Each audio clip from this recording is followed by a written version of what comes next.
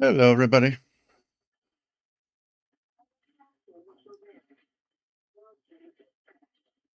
Hope everything is all right.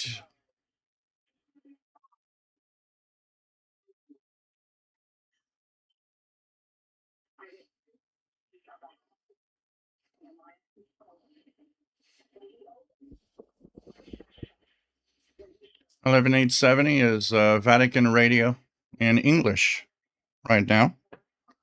Vatican Radio in English. You have 30 minutes. This is to West Africa, but it's not too bad of a signal. It's good enough to be listenable on 11870 here. And let me pour my beer. I opened all the pages that I wanted. And here we go.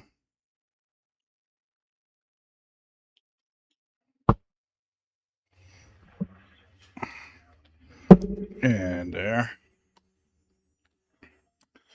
Okay. So let's start this. Everybody should be okay with all of this. Welcome aboard, everyone. This is the live show that we have every week. It's a show about radio, and it's a fun place to be to ask questions and all of that. So we are here every Saturday at 20 hours Universal Time. We are, of course, always talking about radio, any type of radio. We do focus a lot on shortwave, but any type of radio will do. It doesn't have to be just shortwave. So this is a great place to hang out if you love radio. And of course, my name is Gilles. I'm located in Montreal, Quebec, Canada, northeast part of North America. And we have a beautiful chat room where tons of people are here and are amazingly good at, good people that just like to help. And we always have some fun, entertaining conversations.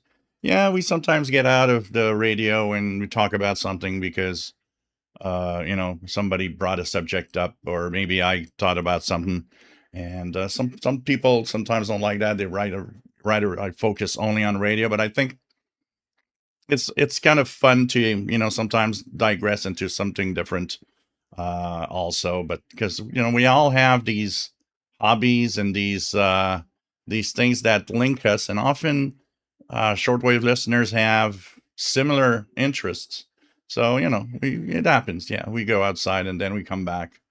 So, of course, we'll tune the bands today. We'll chase pirates. We'll, of course, chase our regular number stations. I saw that Gabriel in Uruguay had chased some earlier today. So it's kind of cool to see that people are enjoying their radios and having fun. That's the idea of this live show, is to have people bring their radio out and do something, listen in and try to tune whatever signal we have. Some don't work because it ain't working much. It ain't coming, to certain areas.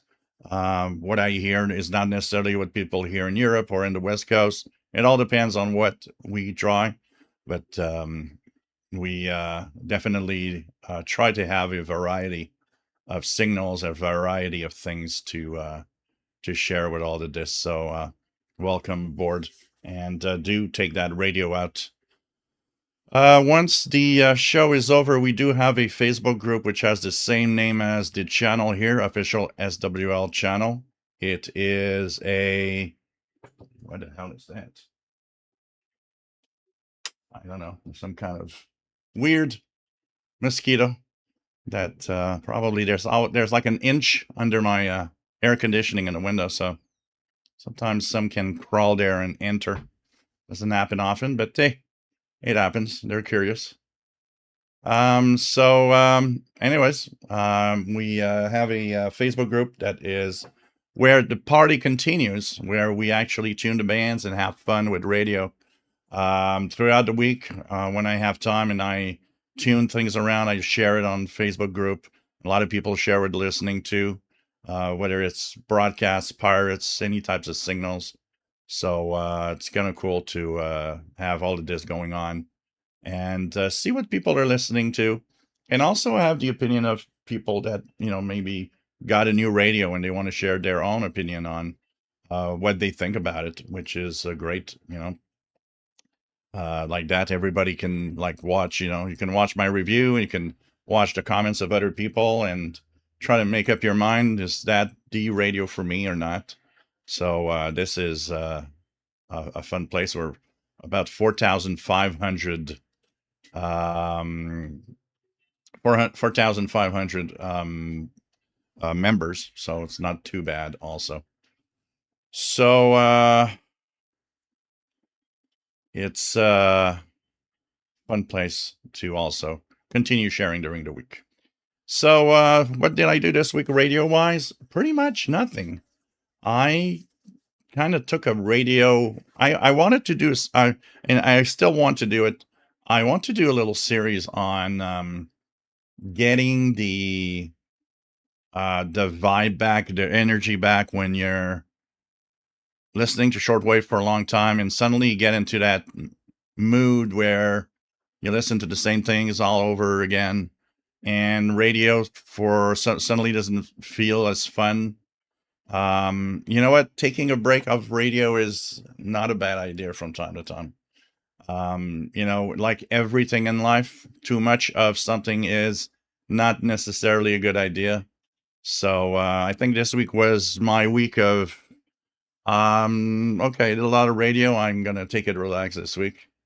And I didn't have the occasion to go to Perry Island because it pretty much the weather was pretty much like, it could rain at any time, any day. So and the only day that was really decent, I had a little emergency here, so it's like, okay, I guess it's not for this week. So we'll, of course, be back next week, checking out the days of.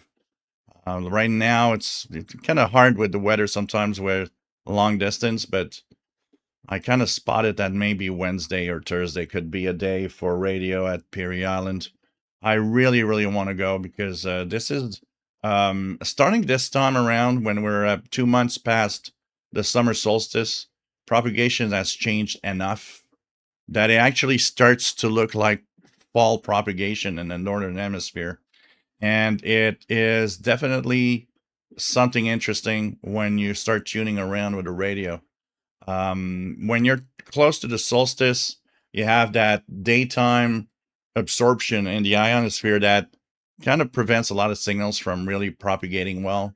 And you have to wait kind of late afternoon. And usually late afternoon, early evening is where I'll, leave and come back home. So now with 2 months past, like, we are literally now a month from the equinox. I'm hoping that even early afternoon, I might start getting some interesting stuff with a radio, and I will bring along a 100 feet of wire to put up in the trees because last time I had only a telescopic antenna, and having, even 10, 20 feet of wire in the trees definitely improves reception quite a lot. So I will bring that along to increase my possibilities of hearing unusual signals. So I'm hoping this week is going to be the week for that. So it's going to be fun to get back, and I enjoy the place because kind of little nature place with the river next to it, and feels like I'm, even though I'm at still in the on the island of Montreal. Technically, it's part of the island Montreal. Perry Island is just kind of has enough trees and is nature enough that it feels like I'm not in town and I'm up north somewhere. So it's something that I'm looking forward again this week. There's also the Promenade Belle Rive on the east side that I want to go, and that I'm planning to go maybe like try to go in the first or second week of September and go there. And there is fun for Shortwave is great because it's also a quiet spot, but it's fun also because there's the Port of Montreal, and there's the also the maritime part of the St. Lawrence River. And so there's a lot of these commercial boats with, all of these containers and whatever, containers and so what. And you can hear them, communicating with the port. You can hear them communicating with the Port of Montreal main marine tower. And also there's a lot, it's summer, so there's a lot of boats in the St. Lawrence Seaway that actually are pleasure boats, like all sorts of, boats that tourists take to go around the islands and have a little boat trip on the river. And so there's a lot of communications going on. Plus, there's the small boats. There's quite a few places where there are some marinas with boats, and a lot of them have radios. So there's a lot of communication going on, and then surprises of, maybe a boat that is. Last time I went there, it was last year. There was a boat that the motors stopped running and they couldn't start it again, and it was just drifting away. Hearing the comms of the Canadian Marine team going and, catching the boat and then tugging it away and so on. It's kind of fun to listen to. So it adds another dimension. Plus, that park is not super far from refineries and a lot of businesses. And it's kind of interesting because I'm close enough that I hear the low-powered walkie-talkies that they might use inside the business, inside the shops, inside the refineries, that I can't hear over here because I'm too far away. And so it increases the amount of signals that I can listen to. And, a lot of them I can't identify who they are, but still, you listen in, you try to get clues as to what that could be, what business could that be, listening to what they're doing and so on. So it's a fun place for that because it adds also VHF, UHF monitoring capabilities that are just a lot of fun. And it's an enjoyable place to, have a day. And there's a couple of restaurants there. So, it's like, usually what I do is I get there, early afternoon, grab a bite at one of the restaurants for takeout, and then I bring it on the picnic table that I will use for radio monitoring. And I like walking around. It's pretty long park. So from one end to the other, it's a good it's a good 45 minutes walk. So I like to kind of, go up to the east end of the park, and then come back slowly. And it's a very popular park. There's a lot of people there. So hopefully these are things I will want to do coming in the next few weeks, basically.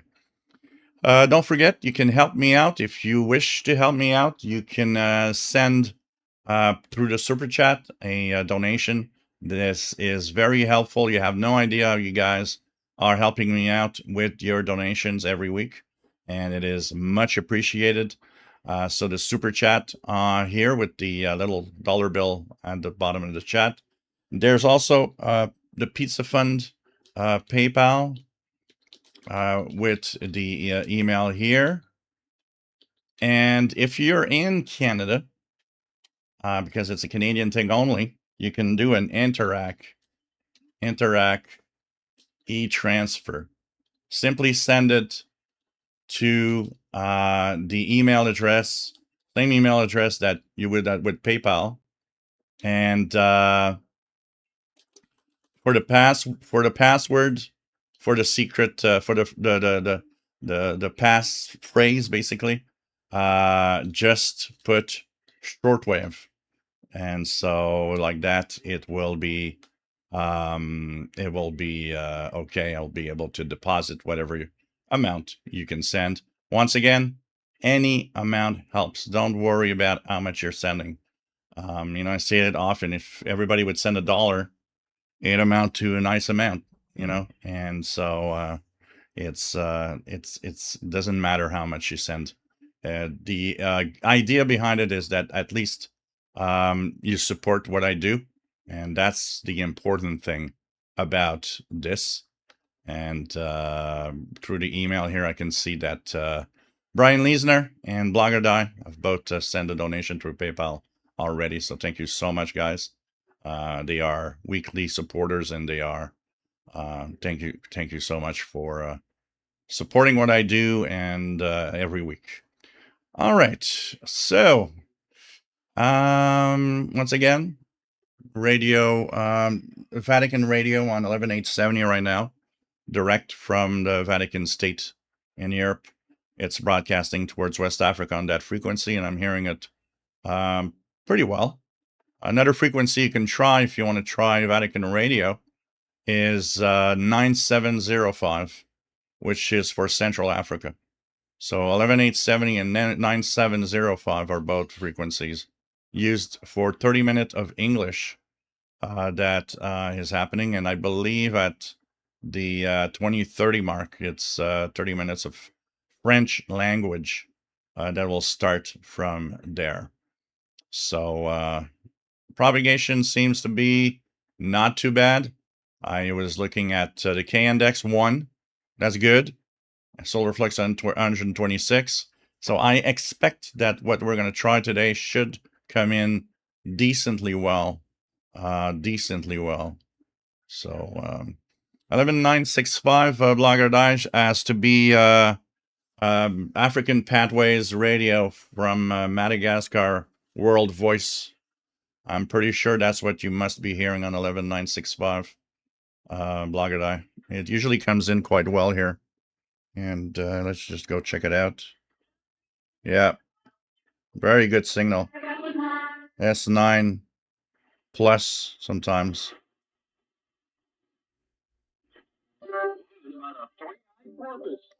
Yeah, 11965. That's African Pathways coming out of Madagascar. So pretty cool. Okay, Paul Stringer, nice to have you here. VE3105 SWL from St. Catharines, Ontario. Richard Wagner, nice to have you on board from Northeast Illinois. Having fun with his cheap radios, the Reticas V115. Radio Shack DX397, picking up BBC at 12095. A little bit of fun. Bobby Burgess, nice to have you here. MPR TVG, Morgan City, Louisiana. Call sign, radio call sign for our shortwave call sign is WA5107SWL. Jay Watterson 69, nice to have you on board. Brad Shaver, nice to have you here from sunny North Illinois. Ron Animal, nice to have you here from Toronto. Free to choose. Salut, j'espère que tu vas bien. Nice to have you on board from Saint-Hyacinthe, Quebec.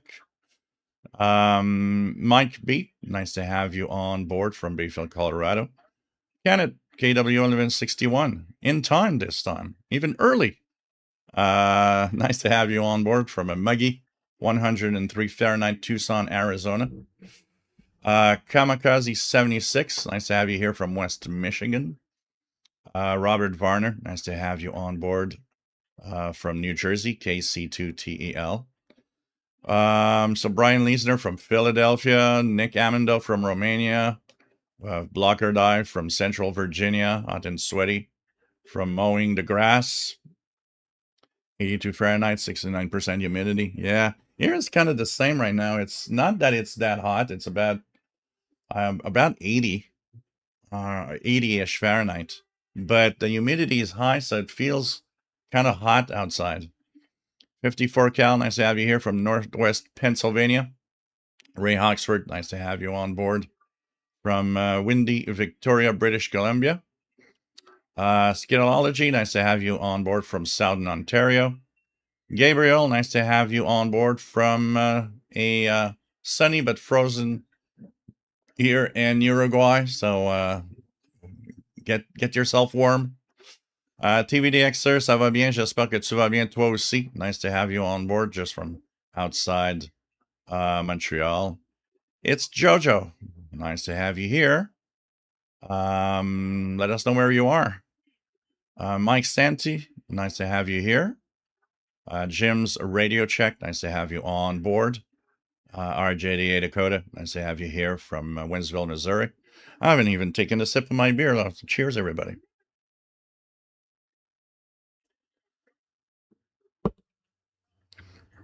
That's what happens when you talk too much. DH1AO, nice to have you here from Northern Germany. Don Royale, nice to have you here from humid Sun City, Arizona, 112 Fahrenheit. Ouch.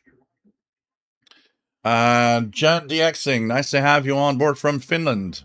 Always nice to have someone from the Nordic countries, Finland, Sweden, and Norway. It's always cool. Always cool. Skidology 11870 isn't really coming in at all here outside the parking lot apartment complex. Brett Woolley, nice to have you here, and greetings. Hope that you have a great show today. Thank you so much. Nice to have you on board from northwestern Oklahoma, where it's 106. Emil Johnson, nice to have you on board. John Beckham, nice to have you here from Northeast Florida. Jim's Radio Check says, Hansa, terrible storms over the week ago, 10,000 damage to my house, and my piece of wire antenna was still standing. Wow. The important thing is that everybody's okay. Material stuff can be rebuilt, can be, you can buy it again, but you can't buy back a life. So at least that's what's important. Old Radios, nice to have you on board. Brian Leisner will be using and pushing SDR oxide today. Idaho Head, nice to have you on board. Nice to have you here. VT Radio from Northern Vermont, Paul. Been working in the yard. Richard Wagner, nice to have you here.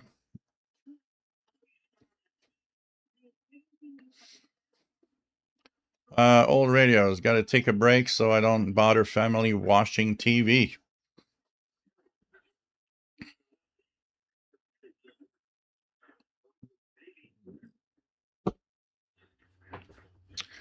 Blogadai, talking about SDR oxide, how easy it is to install.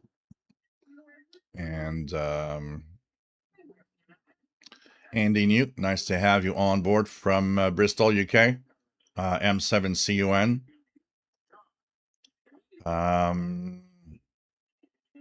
Jim, as a Radio Check says, gave away some of my emergency radios to storm victims.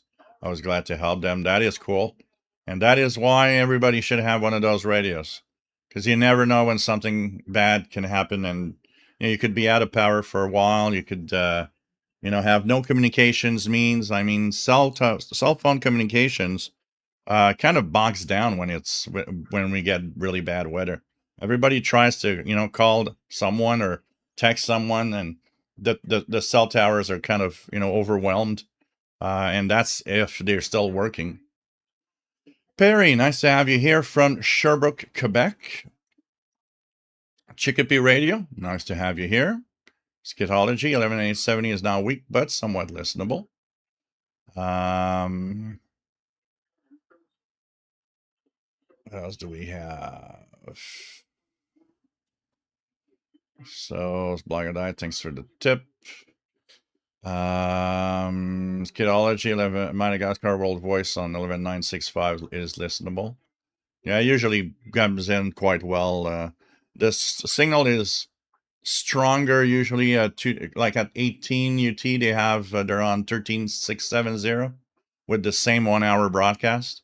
That one is usually stronger, but it's pretty good. 11965 is definitely good right now. Chicopee Radio got his TEF 6686, the mini one. Cool. And have fun with that. They're fun little radios to play with. Lagadai Vatican Radio, fairly good on the Gianni RD 239S plus W2 repeater. And 11965, very good. Flying Hamster, nice to have you on board from Christchurch, New Zealand. Nice to have you on board from down under. Really, really cool.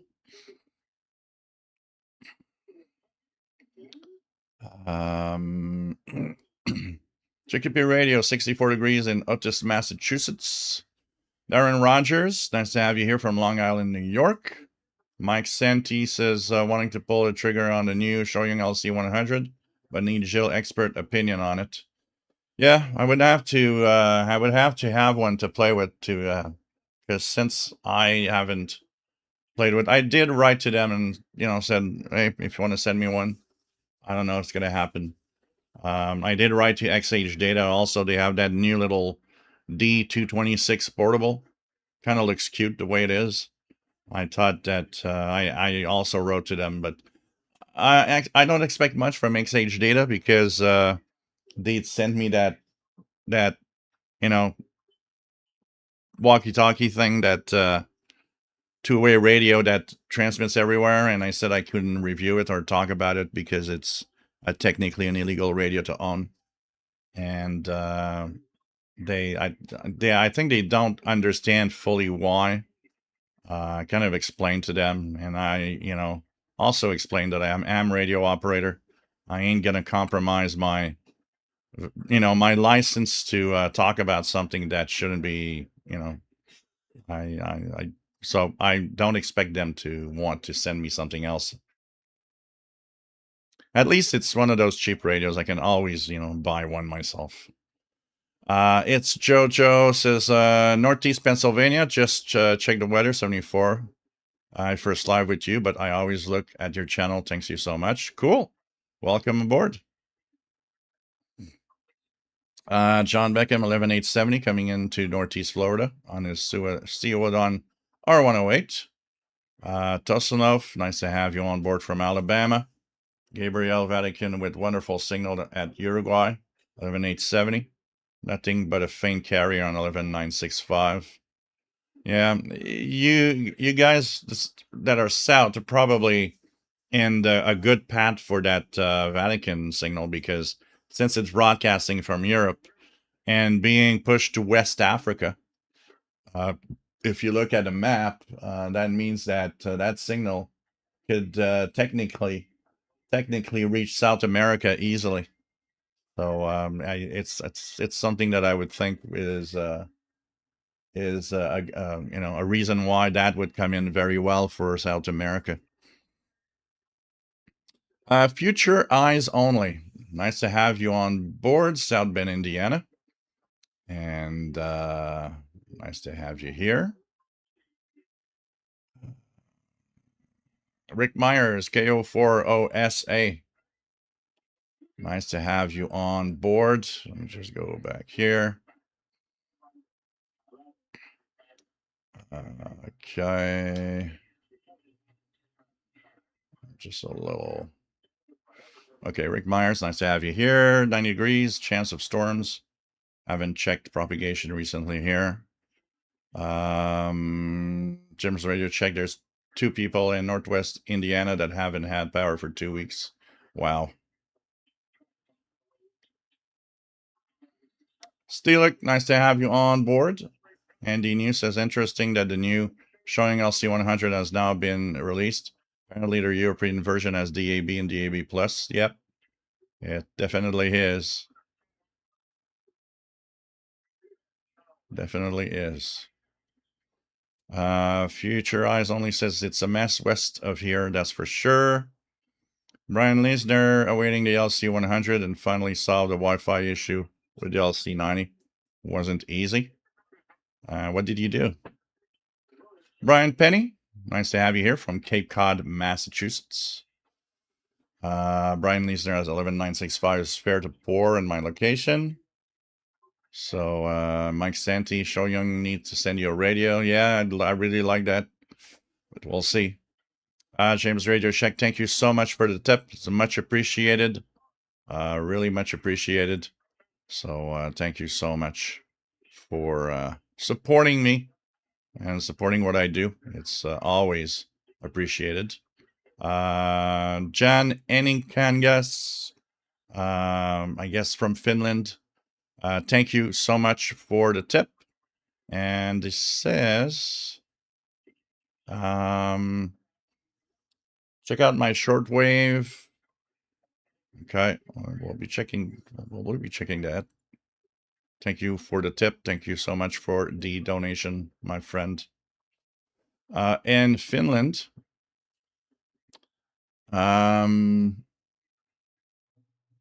go to Priam.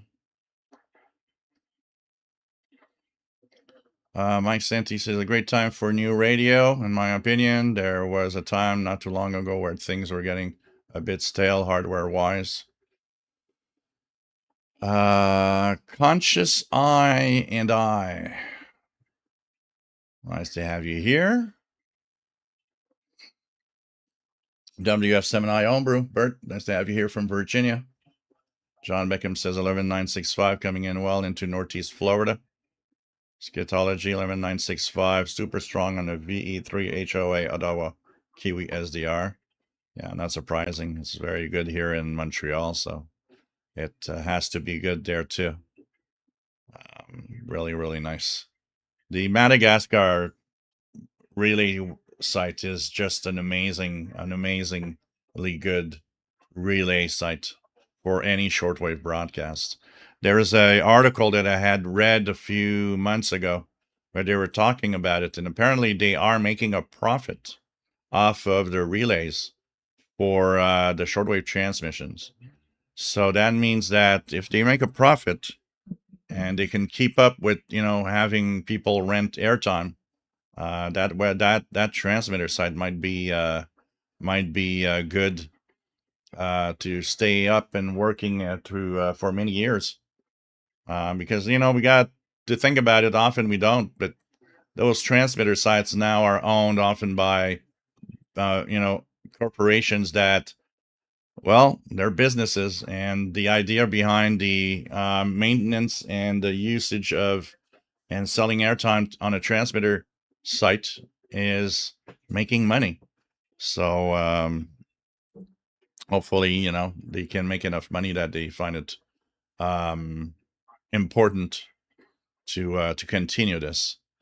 It's one of the main transmitter sites. I think if there would be, in the future, because I often talk about the fact that I do think that the future will be, a handful of transmitter sites that will have all the transmissions, and that one could be one, and I wouldn't be surprised WRMI could be one. So that's going to be interesting to see in the future. Brian Leesner, because I use a mesh system, had to disable all roaming for both the WT2 LC90 by MAC address for good measure. Assure it never tries to latch on to any mesh node. Yeah, I figured that because that's pretty much what happens a lot when there's too much things going on. A lot of Wi-Fi chips just get completely messed up. They see too many things and they try to connect to too many things, and they never really work. They never really work well because of that. And you got to find a way to, tell your devices, stop looking around and just do this and connect here, and that's it.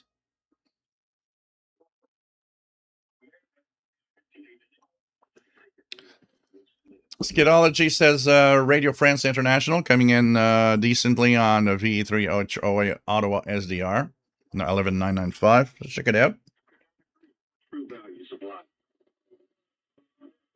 Yeah, it's there. It's definitely there. Radio France International 11995.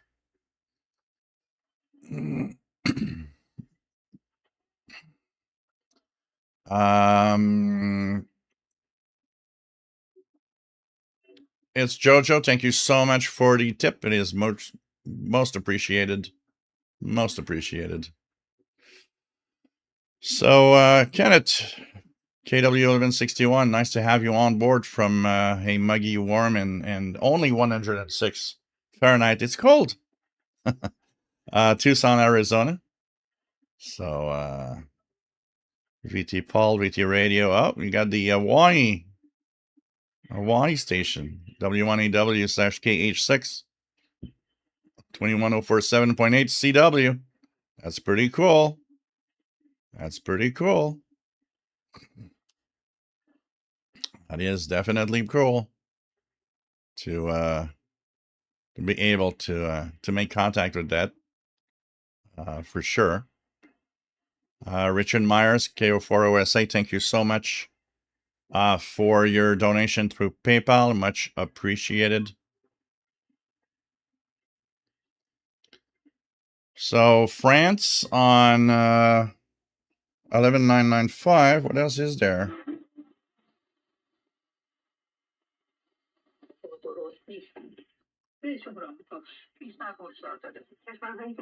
There's 12040, which is the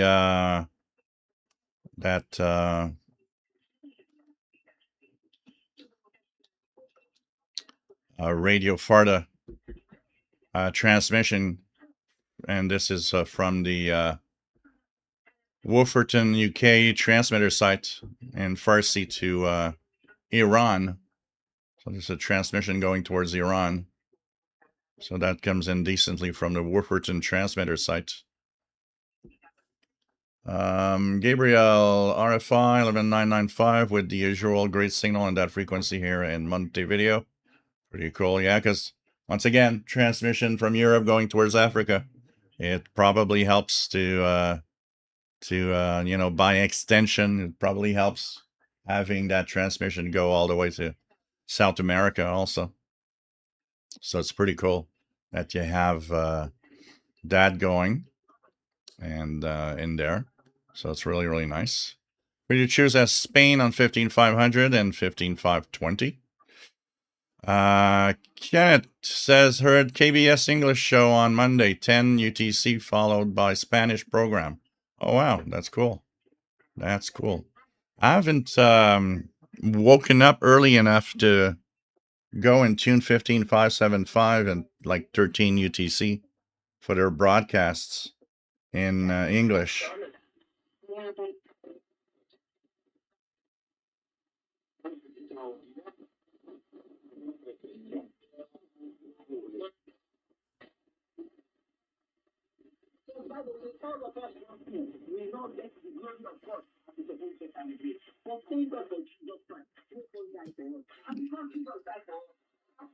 $11,700.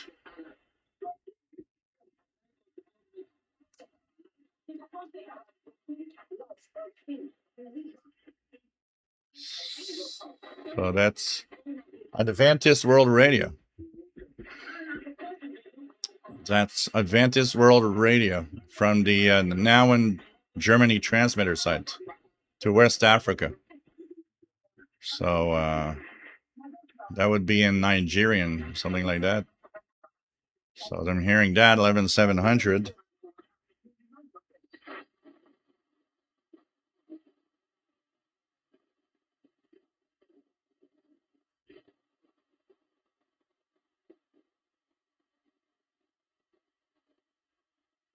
Let's check out the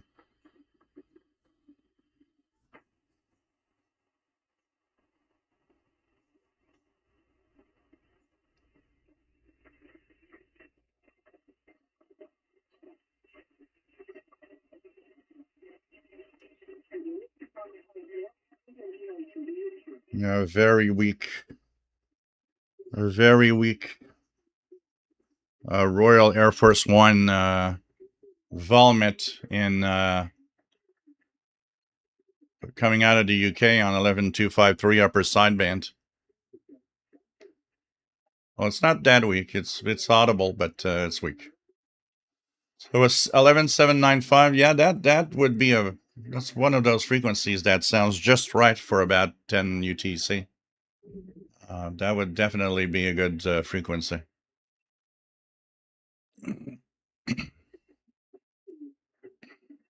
Old radios.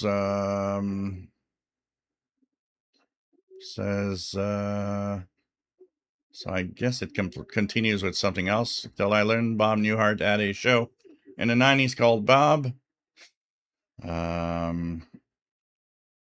So 11795 at 10 hours UTC. That's pretty cool. Pretty cool.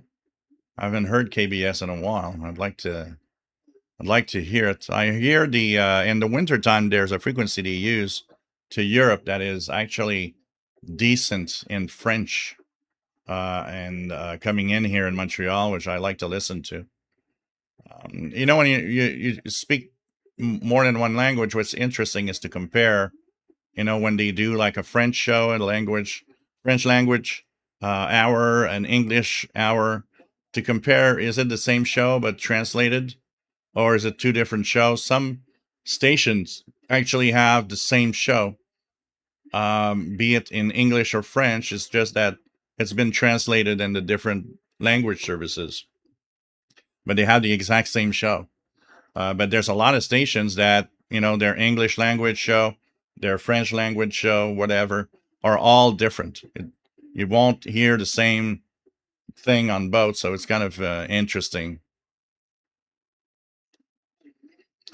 John Beckham, 11700, coming into Northeast Florida with a fair signal. Scatology, yeah, it's not very strong here, so I'm not surprised they're not going to hear 11253. It's not very, very strong here. And we're coming up in 15 minutes, which will be our first spy number station to check out. So that in 15 minutes is going to be 12189 kilohertz. So I'm going to be checking that out, see if we can hear that number station coming out of St. Petersburg, Russia. I am hearing slightly.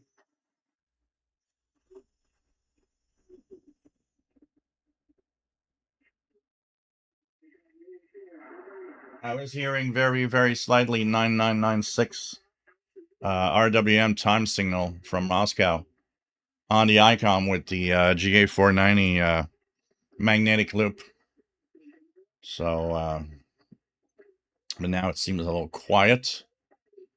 So we're going to check out also the schedule. I want to see if we can get other transmissions coming in, like 21 hours ETC. What's coming up? So this one is one I'm going to try. 21 UTC seems interesting. To Central Africa. 12060. NHK Radio Japan in French. That'll be one I want to try. And we'll continue looking at what else we can check out on the band's Voice of Vietnam in Spanish, 11885. It's that time of year where we're going to start slowly getting those Asian signals like we did last equinox in the spring, where we were getting strong signals from Vietnam at around 21 UTC. So we're getting there slowly with, you know, as we're moving to September, which I just can't believe we're moving to September, honestly. Just can't believe. The time really flies. Gabriel says 11700 AWR, supposedly from Germany, with decent signal in Montevideo. Joe, nice to have you here. Has anyone heard the news that FEBC Philippine shortwave broadcast will end March 2027 and the shortwave transmitters and other equipment will be available for sale? Yeah, I did see something. I did see something about that. Perry, is the GA490, you say 290, but I guess it's 490, better than the MLA30 in your opinion? On shortwave reception, it seems pretty much the same. The difference is if you have wideband, you know, like scanner radios, the GA490 is meant to go all the way up to UHF. So you could actually plug it on a scanner radio as a VHF, UHF antenna. It goes all the way up to that frequency range. The other thing is, what I like of the GA490 is that it has an internal battery in the BIOS-T. So even if you have no power, it can run on battery for hours and hours. So this is also something kind of cool. John DXing, check out 6005. Yeah, it's impossible here at this time. We're in daylight, and there's still a lot of daylight from Montreal to Finland. So I won't hear anything in the 49 meter band from Finland pretty much right now. John Beckham, your shirt reminds me of when I was young boy replacing my red Ever Ready batteries in my transistor radio. Yep, I remember those. I remember those. Kenneth 12784. Yeah, it's not slow scan TV. It's WeFax, Weather Fax. A 12784. I probably hear it well here. 12784. Yeah, here it's.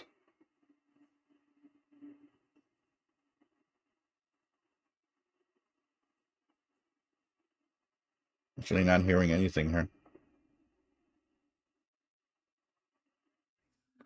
But yeah, that's Weather Fax, not slow scan TV. Better not do it again, can it? Skidology 11700 barely coming in using the Ottawa Kiwi SDR. Gabriel 1204 Radio Farda also clear in Uruguay. Pretty good. Pretty good. We'll be checking that out. There's nothing special here on the parts. Let's check out the parts, see if anything's there, but still early for pirate radio activity. Usually they pop in a little later. But with the days getting shorter, and now we lost at night, we lost more than an hour for the sunset. Sun is now setting here in Montreal before 7 p.m., 8 p.m., sorry, where in the solstice in June, it sets at around 9 p.m. So we've lost a good hour in the evening and pretty much a good hour in the morning too. So it's like the days are really starting to get shorter. The angle of the sun also is quite unique. It's easy to see that things are definitely changing and going towards the fall right now. So in 10 minutes, we'll have a number station. It's from Petersburg, Russia, St. Petersburg, Russia. 12189 is the frequency we're going to tune. CW, or 12188 upper sideband. So that's going to be something to check out. See if I've close enough. I don't think I've ever heard 9996 on my own radio. If you try regularly,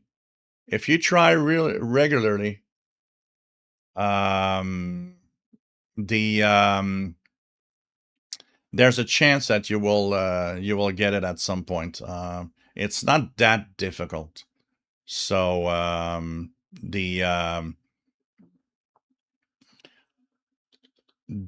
it's a question of just being at the right place at the right time, basically, kind of thing. So that's what's gonna make a difference. But if you try, you're gonna hear it.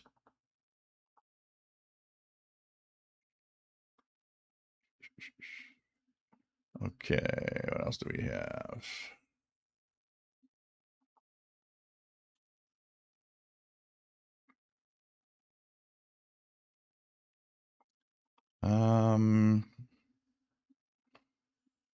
Just looking at frequencies here for a few things, seeing what they're broadcasting, where, who's broadcasting who, how, when.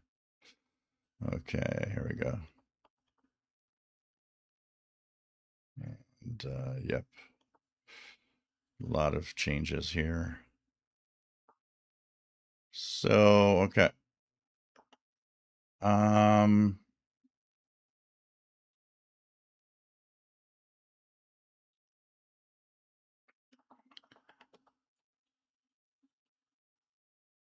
Bed. Okay. Generator check. August loses 75 minutes of daylight. Yeah, and it depends on your latitude. The higher up, the more you lose.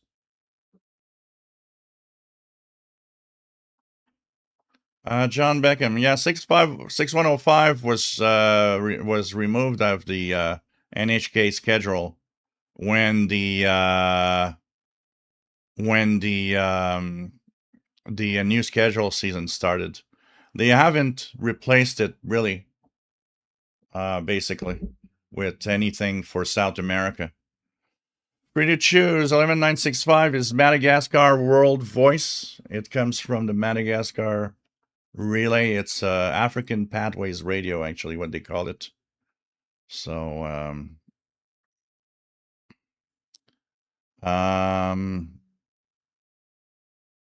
Idaho had 2 hours, 9 minutes less day since the solstice in North Idaho. So, yeah, days are definitely getting shorter. Next week, by the way, guys, I will let you in on a change for next week.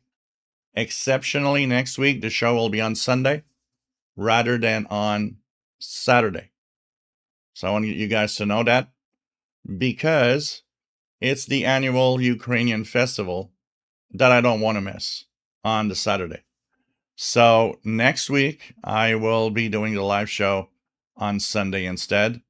Exceptionally because of the Ukrainian festival, where I will go eat some fantastic Ukrainian food and enjoy a night with the concerts that they always have, the different groups and the different bands that they show up on the stage in the evening. I'll be with my nephew, Gabriel, so it's like we're going to have a fun day and evening at the Ukrainian festival, like we do every year.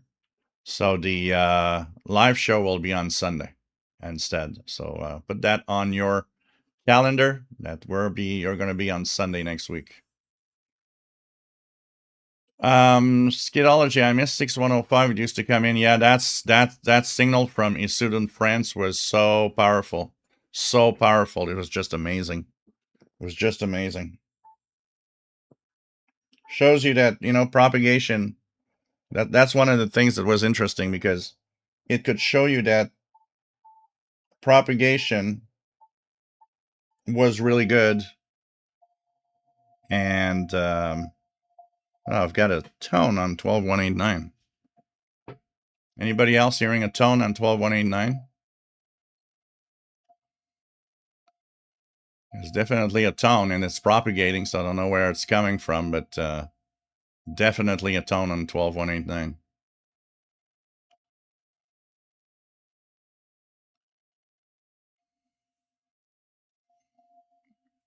Steelix says, have a good time. Glad to hear you'll still do a show on Sunday. Yep.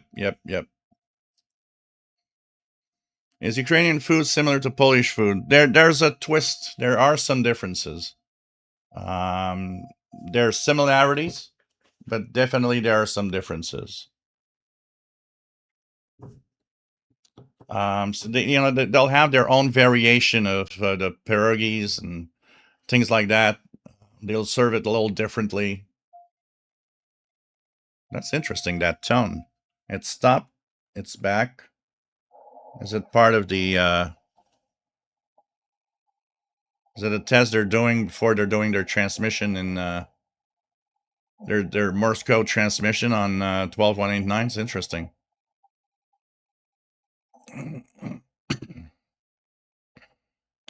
54 Cal, no bubble jammer on Farda. Perry says, same here, Joe. And Liesner thought I heard something. Yes, yeah, there's some tones. It's interesting. Forget Your Life. Anyone tried the ASP 138 with dual chips? Yeah, it looks interesting. It looks interesting.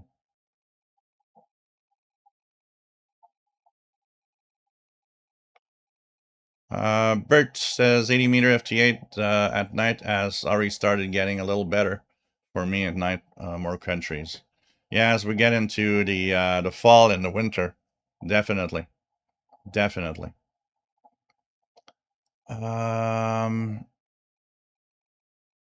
Brad Shaver, my God, terrible. What's terrible? Gabriel says tone very clear in Montevideo. Yeah, it seems to come from the same transmitter that's gonna give us the M12 CW signal.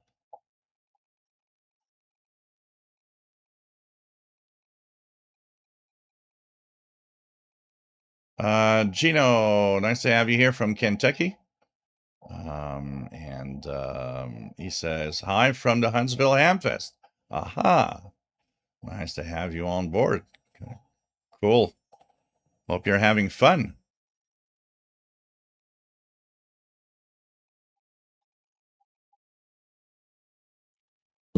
Hope you're having fun.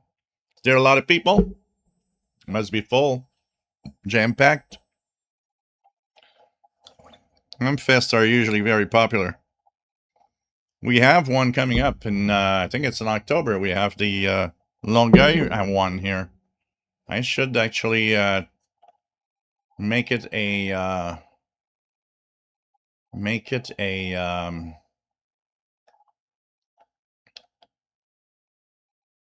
a goal to go, and I haven't been in a few years. So this year, Fest is going to be October 24th. Saturday, October 24th. And yeah, okay, 8:30 a.m. to 12. What is that? Okay, Longueuil will be okay, 8:30 a.m. to 12 p.m. Wow, it stops. It stops early. It really stops early. So Saturday, October 24th. Here we go.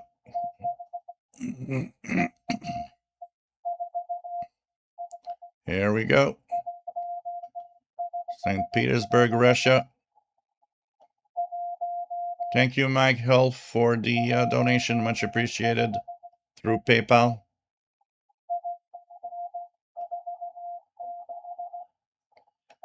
So we definitely have a good signal today on 12189.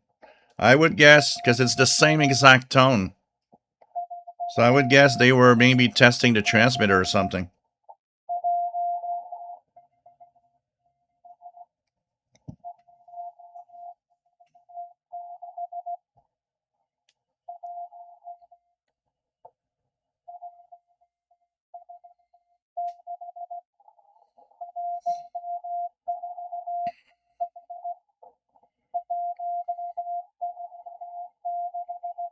So it's coming in.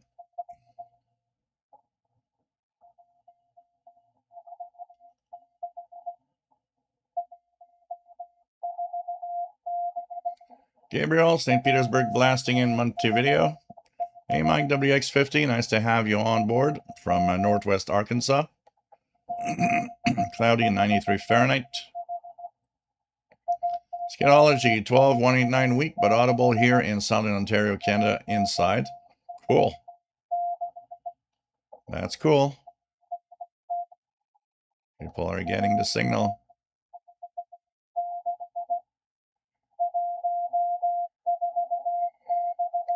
I'll quickly go and see if I hear something on 12060.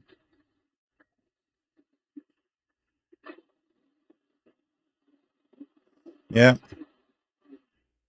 The NHK Radio Japan signal direct from Yamata, Japan in French is very weak, but it's there and it does sound like the French language service. 12060. Direct from Japan. So propagation isn't too bad.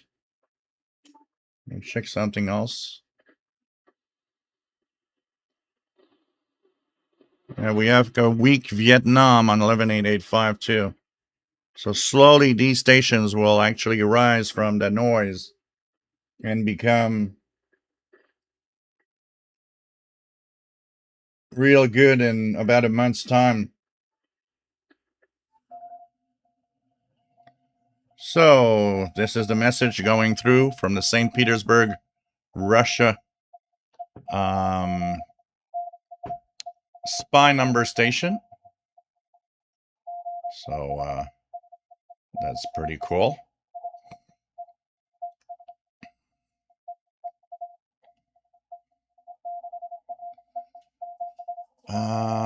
Kenneth Nojoy in Tucson, Arizona, on 12189. Mike WX50, just that donation via PayPal. Thank you so much. Much appreciated.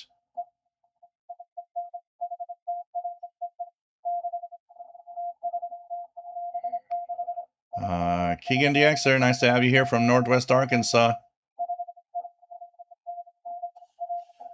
Says 90 Fahrenheit. Had a high of 107. Youch, that's too hot. Dustinov, down here 12060 in Alabama.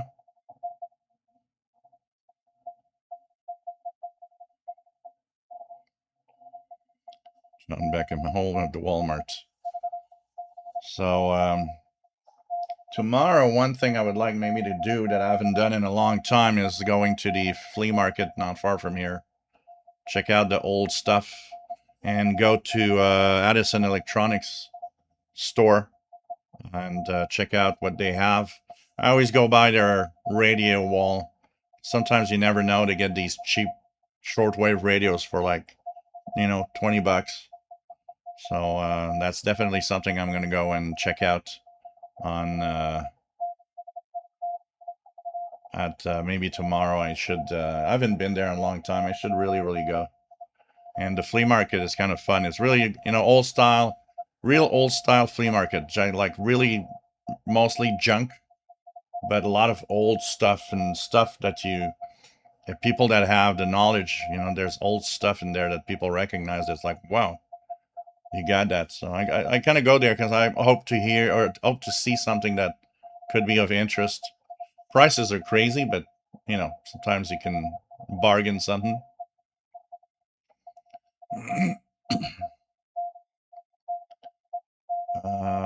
What else do we have?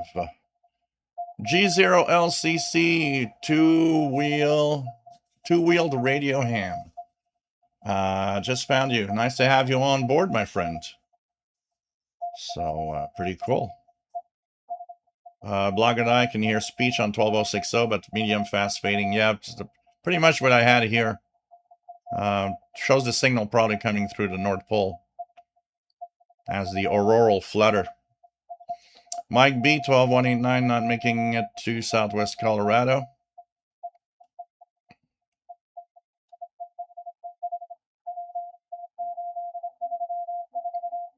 Brett Woolley, no join Oklahoma. Gabriel, NHK 12060, French, great signal down here. I'm jealous. I wish I had a good signal. JJ Ando, nice to have you here from Minnesota. Mike B 12060 not making it to Southwest Colorado. I mean, it is a signal for the Far East.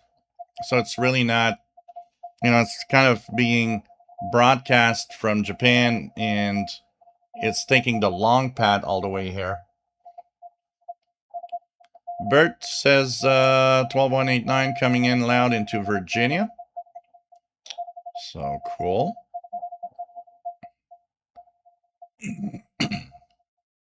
Blogger, yep, in French language, absolutely, Blogger.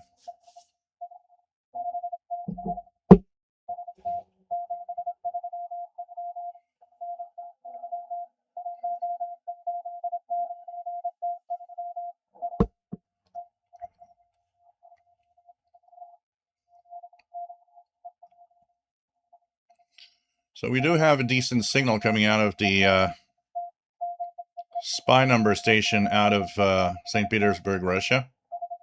That is nice. Shows that propagation is actually good today. Pretty decent.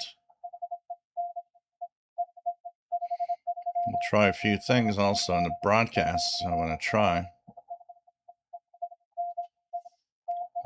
What do we have? this broadcast. If I look here, I am going to take a peek and see what it sounds like at, whoops, 2130. Voice of Vietnam to Europe on 11885. I am going to try it. Who knows? But right now it's pretty weak. And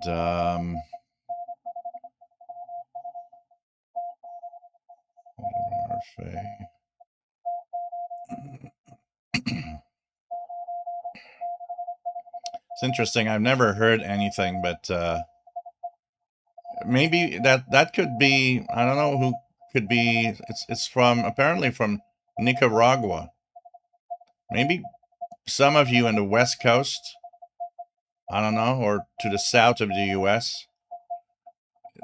There's a thing called Pescador Preacher on 8989, and it says irregular, but 2130 to 24 UTC. I've tried a few times. I never heard anything there, but apparently it's a thing.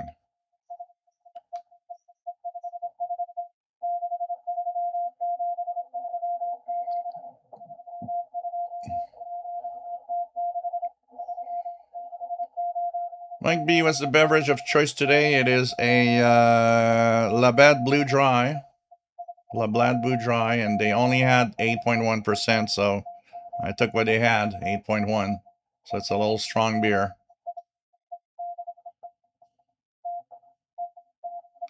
John Beckham, seems like shortwave and propagation are picking up. You know, there are patterns in shortwave propagation. First of all, a lot of the times we had problems with propagation on shortwave often had to do with the sun being angry and sending out these solar flares and giving us these geomagnetic storms. But, you know, except for night time, like, you know, evening and night, summer has never been that great to listen to shortwave, you know, in the day and late afternoon. But now we're moving towards the equinox. The days are shorter, and usually that brings a whole different type of propagation. So that definitely can help out also. These are patterns we noticed when you listen for years and years, like I did. You start noticing these patterns where, okay, I'm actually happy. For me, propagation is great in the September, October, March, April kind of time frame. I find that that's one of the great times to really get some exotic DX. Winter time is great in the daytime for unusual signals that you might not hear usually, but if it's actually sent properly towards your direction, you might actually be surprised to get, you know, these stations because of the ionosphere has less absorption in the wintertime. So some of the signals that usually are blocked can actually go through. So, but we always are at the mercy of the sun.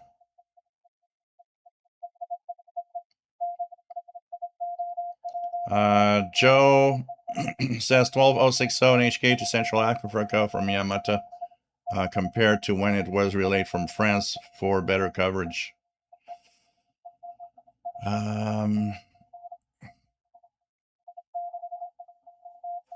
Blogger says strong in Virginia here too. RD 239S.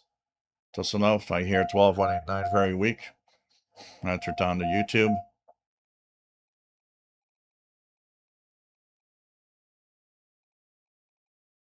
Blogger, I don't have the fries option.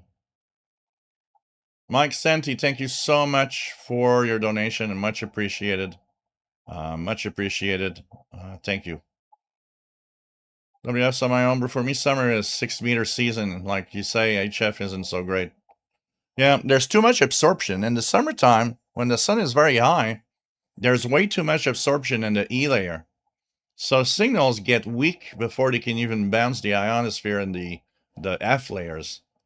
So there, it's not that fantastic, except like I said, nighttime.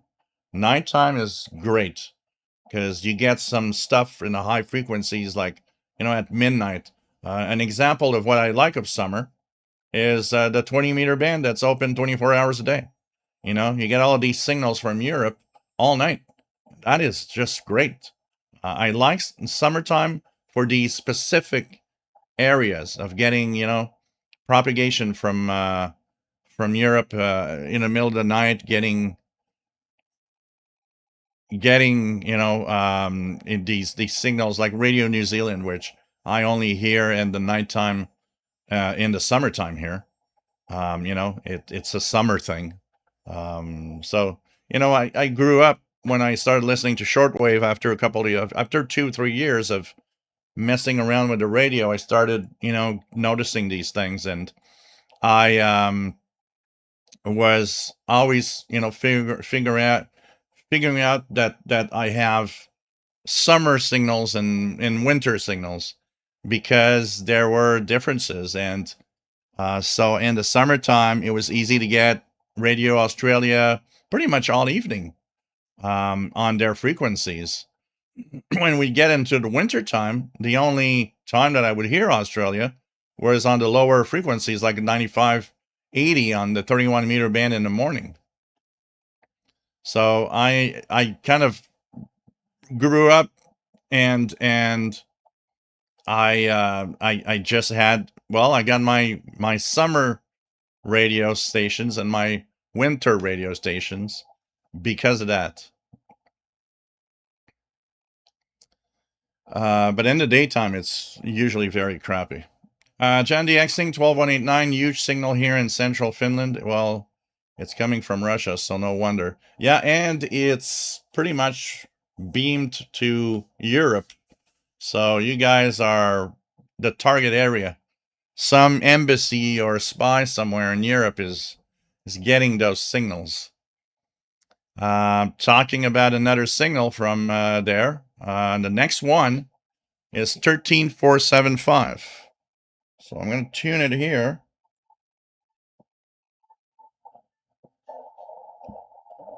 $13,475. So,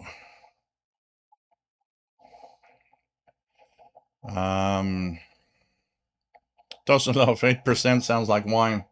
Yeah, it's almost. Depends on the wine. Brian Leesner had the code happen, probably gibberish. Yeah, it's supposed to be kind of 5 letter groups that you should be decoding. So you might have the correct decode, but you just don't know what it says. RJ Dakota, any heavier percentage and would be malt liquor. Yeah, I usually take the 6.1 or 7.1 when I go to the grocery to the store. But today I don't know why they had just 8.1 all across. I was like, whoa, only have 8.1. And the other beers they have, I don't like them, so I don't want to drink the other ones. Chris, does Mr. Paul the cat prefer summer or winter listening? He would probably prefer summer listening because he could listen outside. In the winter, he's stuck inside, so it's not as fun. And by the way, Paul the cat has brought me a gift this week. Mr. Paul arrived and he was meowing in the kitchen. I was like, what do you want? And I look and he has his paws on something. And I'm like, okay. What is it? And I move his paws and it's like, it's a dead mouse. He brought me a dead mouse. So, yeah. He wanted to bring me a gift, I guess. WF7 Ion says, I remember many evenings, JAVK, ZL, QSOs back in the 80s, 90s on 10 meter and 15 meter bands. Guess I haven't tuned up there at night much lately, but also still propagation, especially with the solar max. Uncle Hairball, nice to have you on board. Where are you located? Spicy peppers, nice to have you on board. That's perfect, Keegan. Root beer is perfect. You don't have to drink. That's one thing that I always want to say. This is not promoting alcohol. I drink beer, but no, you can drink anything else. You know, some people are also people that maybe drank too much in the past and now they're sober and they want to stay sober for and I do totally respect that. It's alcohol is not a I had a ad and I was kind of a little furious. We have a beer there's a beer website in Canada, and it's, I guess, all the beer companies that say there's too many government taxes on beer. And the first thing I posted as a comment is, nope, there ain't too many taxes on beer. Alcohol is not something you need to drink. There's a lot of casualties due to alcohol. So you know what? Tax it as high as you want. It's up to me to decide if I still want to buy it. And no, the taxes shouldn't go down. That's it. Brian Lee's there 8% IPA at this great place that used to be in Baltimore would be served 8 ounce at a time in a wine glass. You're not drinking a pint of that stuff and walking out. Yeah, it's not always easy. Brian Leesner, still learning how to use this new Shortwave 2. So, yeah, Mr. Paul did present me with a gift. Oh, God. Keegan DXer had a Pepsi and a Dr. Pepper. I don't remember last time I had a Dr. Pepper. So 13475, guys, is coming up. There we go. 13475. 13474 for those that are in upper sideband. WF7 Homebrew wife and I aren't alcoholic drinkers either. I'll have an occasional beer or a glass of wine, but it's just not frequent.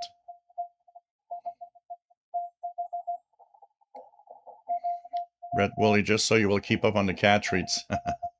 Mike B, my cat brought me a mouse yesterday. I sent you a picture in email. Oh, you took a picture. I didn't think to take a picture of Paul's mouse.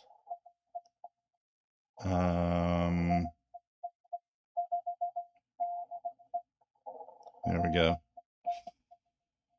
Yeah, that's. Here we go, Mr. Mike and his cat that brings a mouse.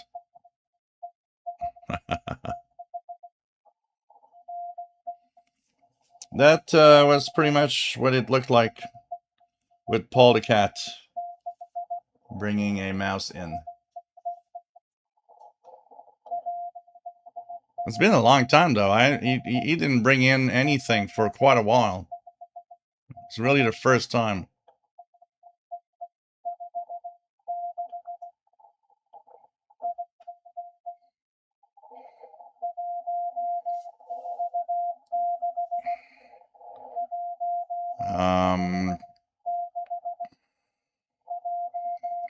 Mike WX50, have some A&W Zero Sugar in the fridge.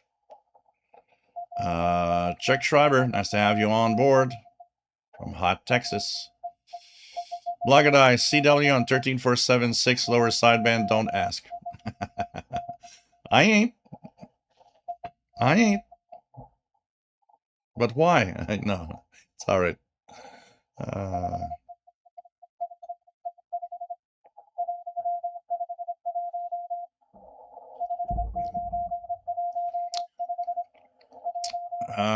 Fred Water, nice to have you on board. WSI Brew gets some zero alcohol beers from time to time. I'm partial to Stella Artois.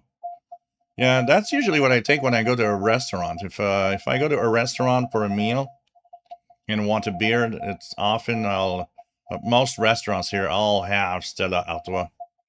I will usually have that. Brian Eisner is having a Fresca and now grapefruit soda.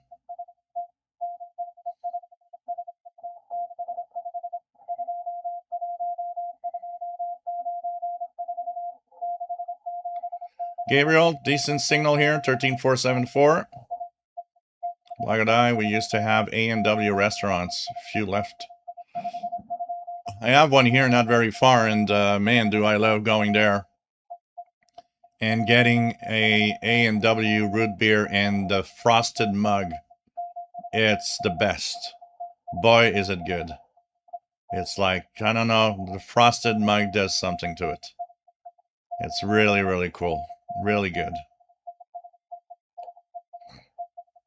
Mike B, 13474, USB, no joy.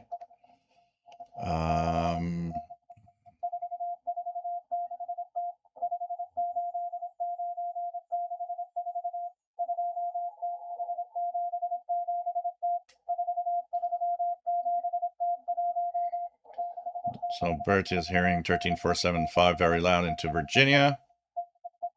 Keegan says, my Boots cat occasionally leaves dead rodents outside my back door. Fred Waterer, AW root beer is awesome.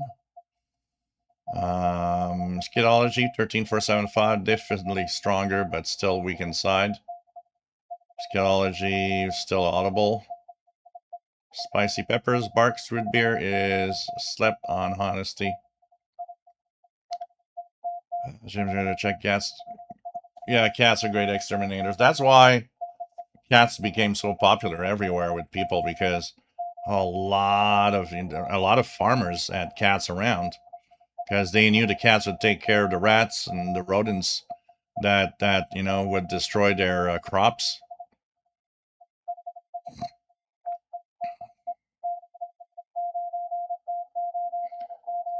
Look at that. I seem to remember my dad bottling his own root beer. Wow.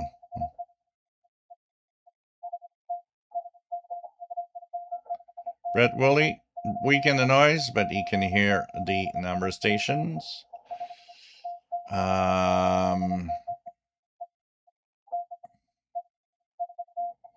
Ando, if you're an upper sideband, you will hear some RTTY that's just above the frequency. Redwater, I had a mouse in the house once. My cat Charlie looked at me like somebody should do something about this.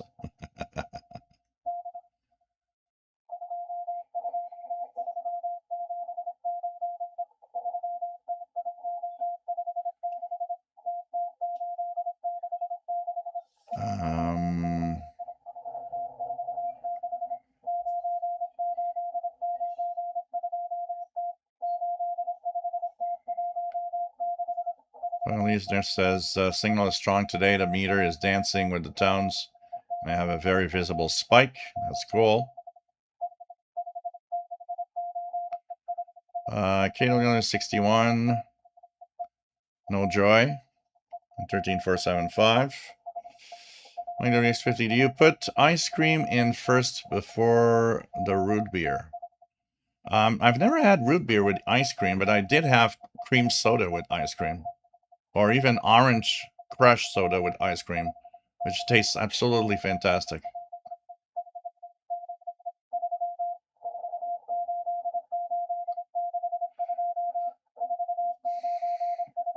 Might be. I live out in rural Colorado, which feels all around me. We need cats for rodent control.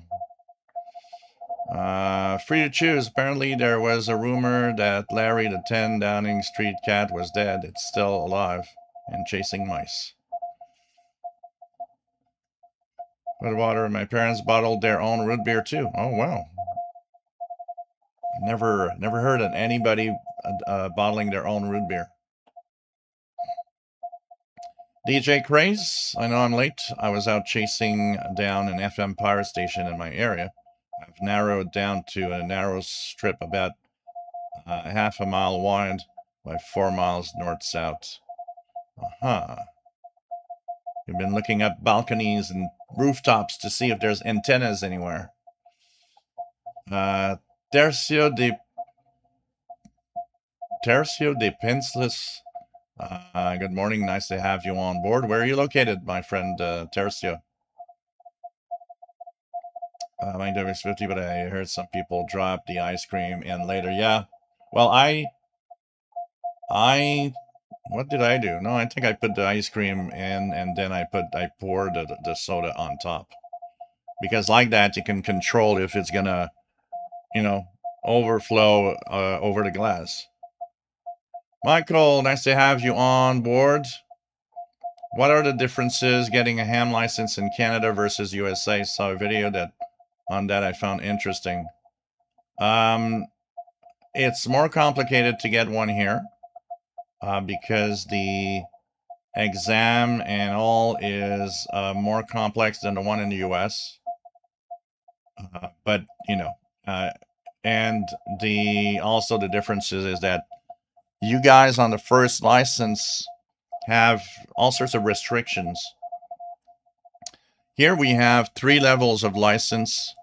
The first one is, so when you pass your first exam in the ham license here in Canada, you will have, of course, your score.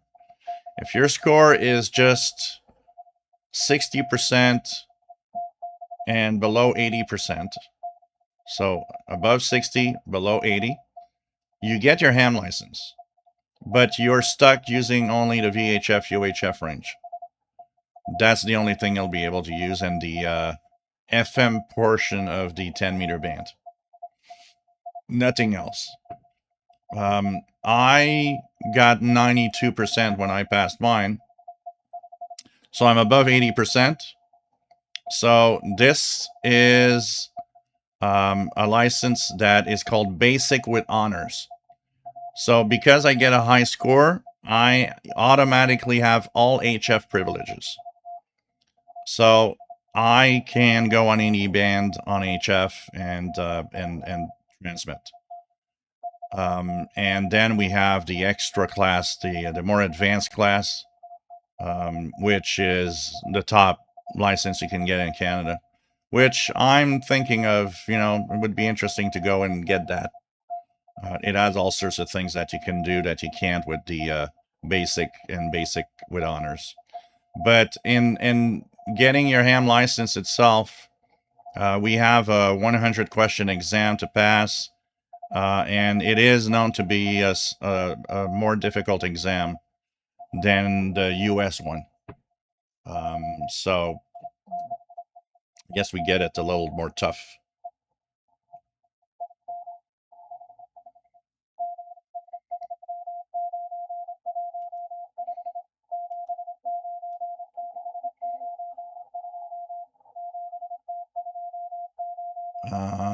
What else do we have? John Beckham called it creamsicle. Yeah. It's just so good. WX50. Okay, DH1AO, more than 4 ingredients isn't considered beer here due to the purity law. Yeah, I don't know what are the rules here for beer and stuff, but I think beer needs to be pretty clean and not have too much inside it to be considered, a beer.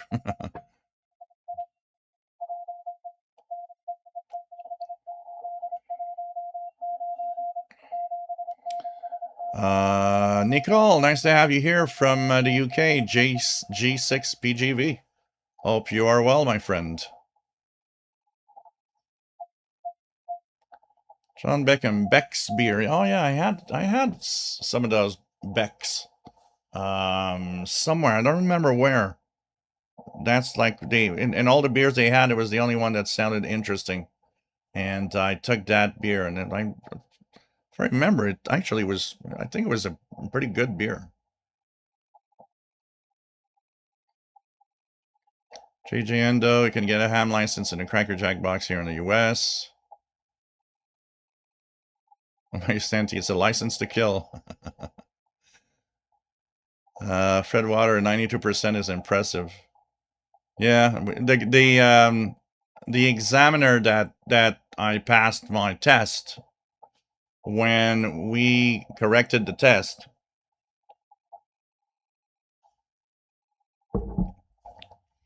he went on like good, good, good, good, good, good, good, good, good, good, good, good, good, good, good. He was halfway through and he was like, well, if things continue the way they are, I don't see why you're not going to get your ham license, because you have all the good answers on half of the questions right now. So now the other half that we're going to check. I knew I didn't have 100% because there's a few questions that I knew that I probably messed up, or my understanding wasn't, good enough of that subject. One of the places that probably the 8% missing is probably 2 or 3 questions about the regulations, and I would say the rest is questions about antennas, because there are a lot of things. Antennas is like we all have this in our, even if you have a lot of knowledge, there's always one little part of something in that knowledge that doesn't, like, you have a hard time coping with, and for me it's antennas. So I'm pretty sure in that 8%, 2 or 3 questions are regulations that I got wrong, and the rest is antennas. I got some wrong of antenna questions.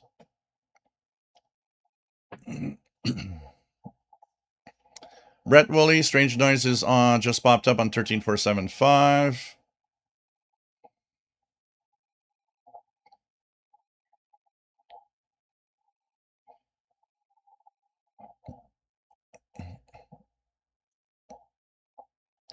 There are quite a few good Belgian beers, Mike B.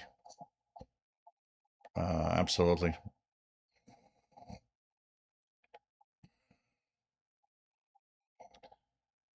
54 Cal Birch beer is really good.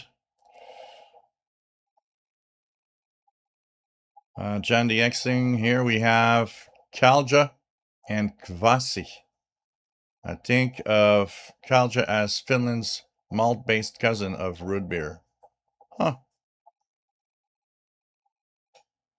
For the water, all this ice cream talk's making me have cravings. DH1AO Beck's beer, no. I had it a long time ago.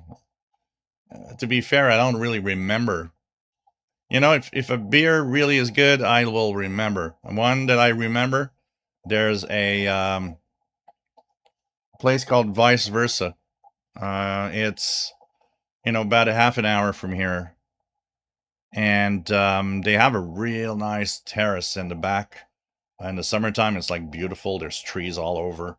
And actually, there's so many trees that even when you get like a days where it's raining a little bit, unless it's been raining for a long time, you often can be there. It's going to rain for an hour, and the raindrops never went through all the layers of the leaves of the tree. So it's really a nice place. And they specialize in a lot of Quebec local beer, microbreweries. And there's a microbrewery in the Gaspé region that makes a sour beer that tastes amazing. And so when I go there, this is what I always have. I will have 1 pint of the sour beer. The thing, though, is that sour beer is a 9% beer. So when you go there, you take 1 pint of sour beer, and that's it, because you'll get drunk real fast. And even 1 pint is like you get up and you're like, whoa, that was okay. DJ Craze, I'm getting a QSL from Radio Piranha International of the RPI beacon on 6330 kilohertz CW. I used Kiwi Radio in Europe to get it. They are running until Sunday morning 08 UTC. Is it like it's 24 hours? They're just the beacon's there all the time on 6330. Gonna have to check it out. That sounds interesting. Sounds like a DX project for tonight for me.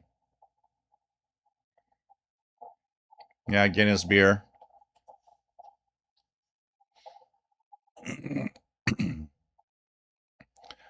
RV Frankenstein just got here. Are the Canadian tests like the US categories? I've not seen exactly the US test itself, but I would guess it's relatively the same categories. I mean, you know, we gotta remember that all these tests are based on the ITU, the International Telecommunications Union, that is oversees amateur radio. So all countries have what is probably very similar tests, but it's just that I think in the US, you guys in the US, how many questions you got to answer? I heard 50. Is it true? You got 50 questions? Here we have to answer 100 questions. So 14643 is the next one, guys.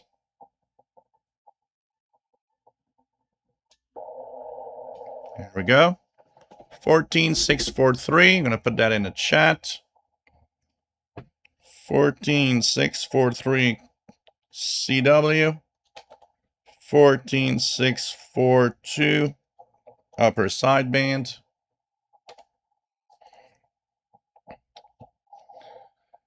And don't forget, guys, if you like what I do, you can give us a super chat here in the chat room and give a little something. It's much appreciated.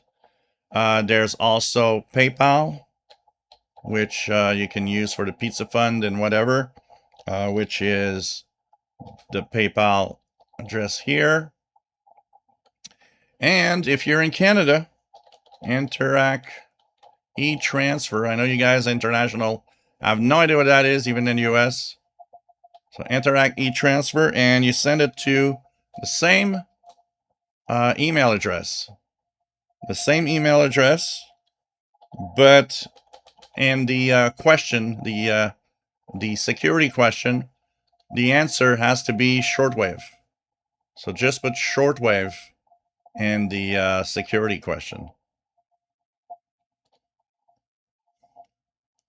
for the answer. So it's not as strong as the other frequencies, but it's there. 14643. It fades down a lot on this one, but it's there. Timothy Gunter, nice to have you on board.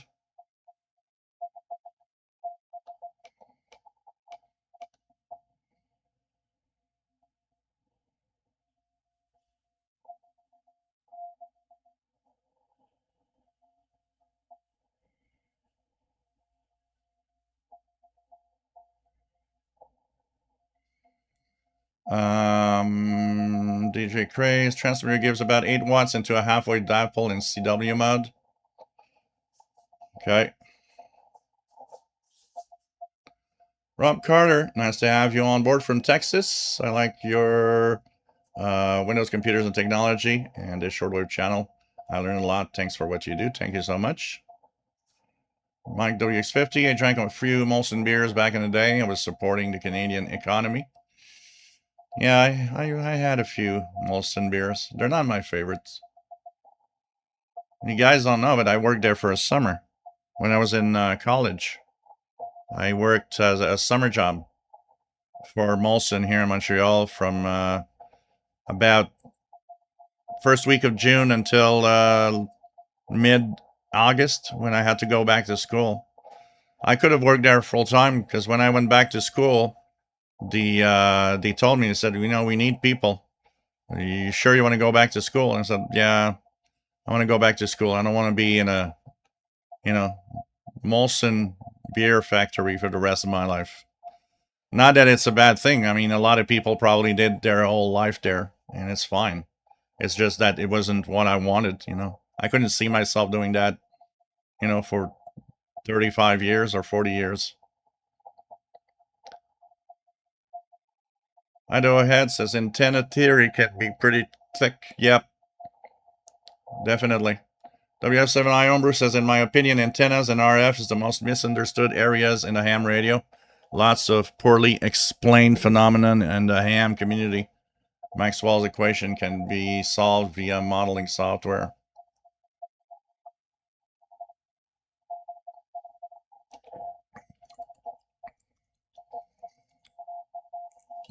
That's why I don't fiddle much with my stuff in the antenna field. It's like for my Yaesu, I'll buy a commercial antenna that does it and install it like it's supposed to be, and I won't mess with it because out of that, if I start messing with the antenna, I probably don't know what I'm doing.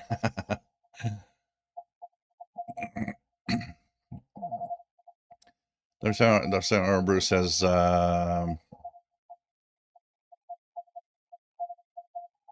but I always felt the ground effect of other local interactions are never fully accounted for, and models aren't perfect. What you're saying there with how antennas interact with the ground, interact with what's around it. I grasp the notion that my antenna can interact with things that are close to it, especially when they're made of metal. So when I put up my end fed in the back, it is only 6 or 7 feet away from my big metal shed. And at the other end, on the fence side, it is maybe 3 feet away from the metal shed that's in the backyard and the grass. So one of the things that I always thought is, it's kind of close. There must be some interaction going on when I transmit, But one of the things that I'm surprised at my end-fed antenna, my half-wave end-fed, is how surprising it is when I make contacts. And I'm like, for a very simple antenna, I am amazed that I contact the whole world. And even make contacts that are surprisingly even in single sideband voice. So, I don't want to touch anything because I am the impression that for some reason where it's positioned and the height of it from the ground, maybe, it performs pretty amazingly.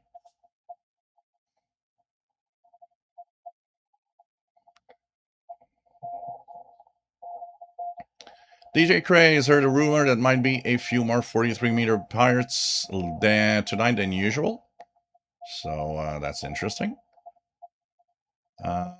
Timothy Gunter, bring that reinforcement. It is cloudy here. Two Broke Tim, nice to have you on board. Thank you for the tip. Retirement sucks. Why? It's supposed to be a good time.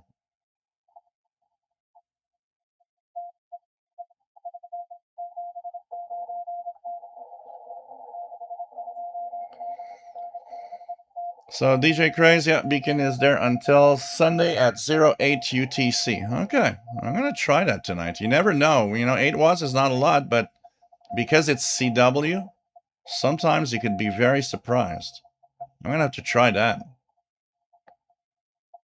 JJ Endo, Russian Imperial Ale for me.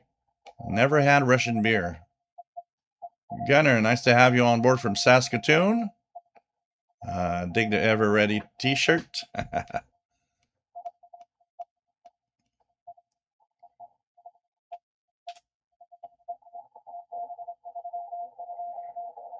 Raycat, nice to have you here. Mike B says 14642 upper sideband, no joy. Colorado. DJ Craze, yep, 13643 S10 and QSDR in Vermont. Mike WX50, no problem. Have a good dinner. Keegan, putting on my Bluetooth headset, back in a few minutes. Gabriel, 14642 upper sideband, less clear in Montevideo, but it's there. Skidology, 13643 is a little less clear, but I can hear it. Dell, how old are you now? I'm 57. 57. JJ Endo, not that there's anything wrong with that. Thomas Kitts, nice to have you here from Upper Michigan. And says a very pleasant day here today. Cool. Harry Droid, nice to have you here. My big metal shed. I do actually, Harry, because I have a VHF, UHF wideband mobile antenna, and I have a CB antenna that is also a mobile antenna. Are both, you know, they both have the magnetic bottom. It's like they just slam shut on the metal shed, and I get amazing reception and I get amazing contacts because I built, probably because of that, and they're high up. I'm at the 3rd floor here, so it's like they clear the roofs of every house here around, and so I kind of use them for that. Harvey Frankenstein says, when I used to listen to the local 2-meter repeater, the arguments about antennas was nuts. In the end, you could put something up and see what happens. Couldn't understand the bizarre debating about it. The problem is there are people out there that are like, they're knowledgeable, but they're crazy. They're kind of crazy, too crazy precise of everything. Everything has to be made perfectly and you know, in a certain way, and if you don't respect the rules, you're not, you know, well, your antenna must be crappy because of there's a lot of that going on, and it's like, oh, come on. And I'm sure one of those would come here and say, it was like, well, that must be a crappy antenna the way you put it up. It's like, yeah, well, I'm at 140 some countries, DXCC countries. And I have a lot of really good DX with SSB voice, which is my reference when I don't take FT8 as a reference for DX. And the reason I don't is that it's too easy. It's a low signal mode. It's easy to make a contact with everybody.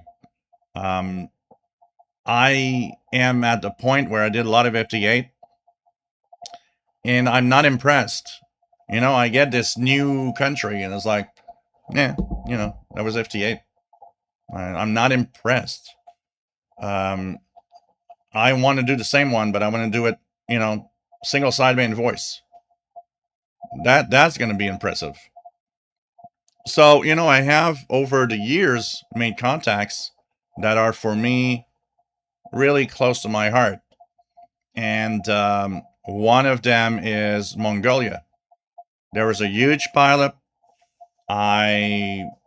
It took me an hour to go through the pileup. An hour. And, you know, I thought, I think I'm probably not reaching Mongolia, and, you know, probably doesn't work. But I kept at it. I thought, come on, don't think that maybe you're not making the signal there. Took me an hour, but an hour later, at some point where it was quiet and I sent my call, he came back and said, oh, Victor Echo station. And I gave my call again, Victor Echo 2 Zulu Zulu India. And he actually came back to me, and I was like, well, that hour was totally worth it. Trying to make a contact for an hour was totally worth it, because a voice transmission to Mongolia with 100 watts, an half-wave infed antenna in my backyard, well, that for me is DX. Now you're talking. Now you're really talking.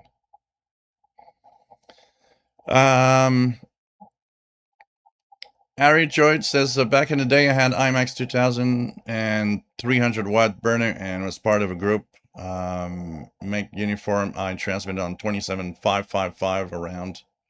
Yeah, there's a lot of those out of band guys that have all of that power.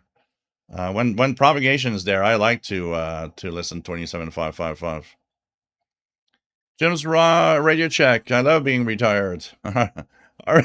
Harvey Frankenstein says, retirement is awesome. WF7I Homebrew says, I just learned recently that ground-mounted verticals don't need radials cut for the frequency of interest, but roof-mounted do. I always assume all vehicles needed radials that were cut to lengths that were close to a quarter wavelength at the frequency of interest, but apparently that doesn't really matter on the ground. So there you go.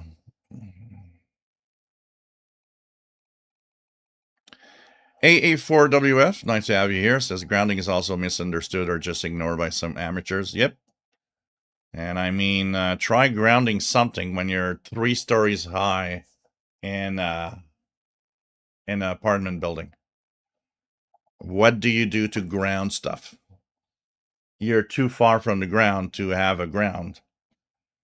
And so what do you use? And I mean, you don't use the electrical outlet ground. You don't use things like that. It's not a ground. There's too much distance. People like, if you're in a place like I am, even if you would put the water pipe, the cold water pipe, first of all, here wouldn't work because they're all PVC. But even if they were metal, I mean, I'm so far up that it's not a ground. It becomes some funky, weird antenna or some sort.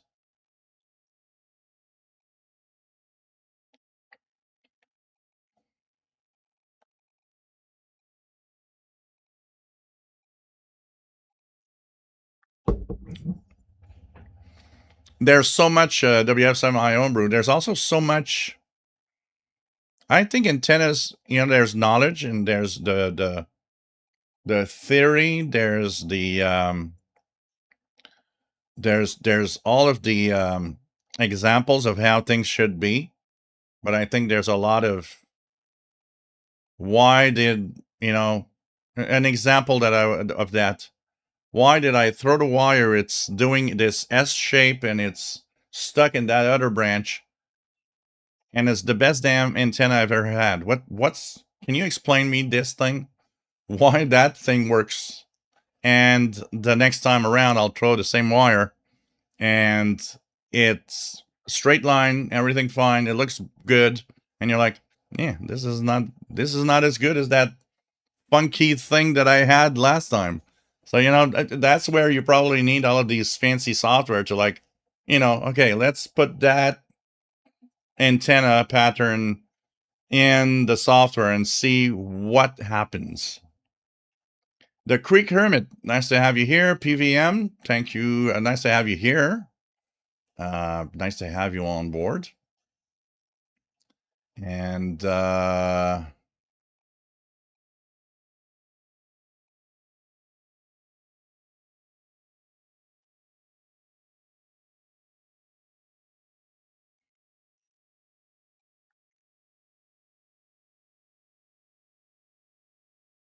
you go. Okay, let's go down. Yeah, 57. Absolutely. You have the same. I went to karaoke, and there was this guy that asked me. I've seen this guy many times, and he asked me. He said, "Oh, what's your what? How old are you?" And I said 57. And he's like, his eyes were like, "Boop." It's got, what? It's like, yeah, 57. It's like, okay, I thought you were much younger than that. I was like, well, my body's telling me I'm 57.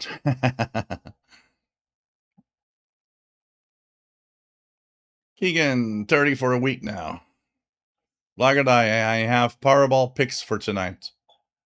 All right, you guys put all the numbers that you want to put, and we'll all play some lottery. Whoever wins has to give me a radio. Win the radio. Win the the jackpot, not If you win $100, I know. But if somebody wins the jackpot, you tell me what radio I want. RJ Dakota, 70 in the first week of September. Wow.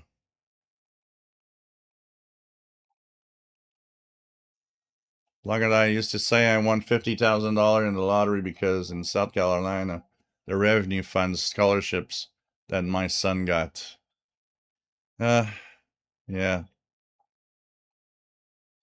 Here it didn't go well. There was an ad on TV about lottery and video poker machines and bars. And the ad went something like, well, our healthcare system is being paid thanks to, oh boy, did that not go well. People were calling and saying, what the hell is that ad? Go spend your money in a lottery to pay for the healthcare system? No, that ain't gonna work. Don't do that. And I think that ad stayed 2 days and they actually pulled it off. People were too mad at what they were saying on the ad.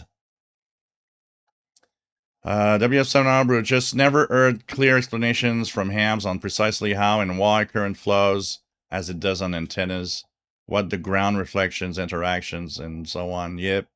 It's very complex stuff. It's the level of the physics. And it's the physics of electricity, electromagnetic fields. It's a very complex thing.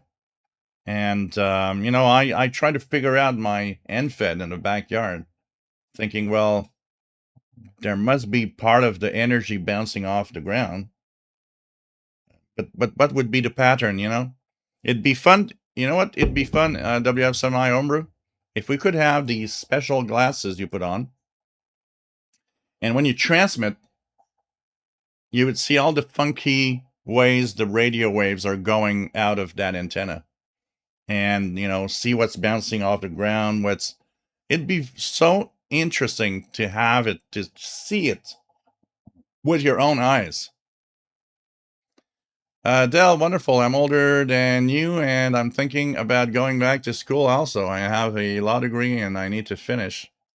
Go for it. I finished my my applied sciences degree in college 4 years ago, and because I didn't have a lot to do to finish it, and I tell you, go and finish it. If it's just for the, even if it's just for the pleasure of at least having that diploma, go for it.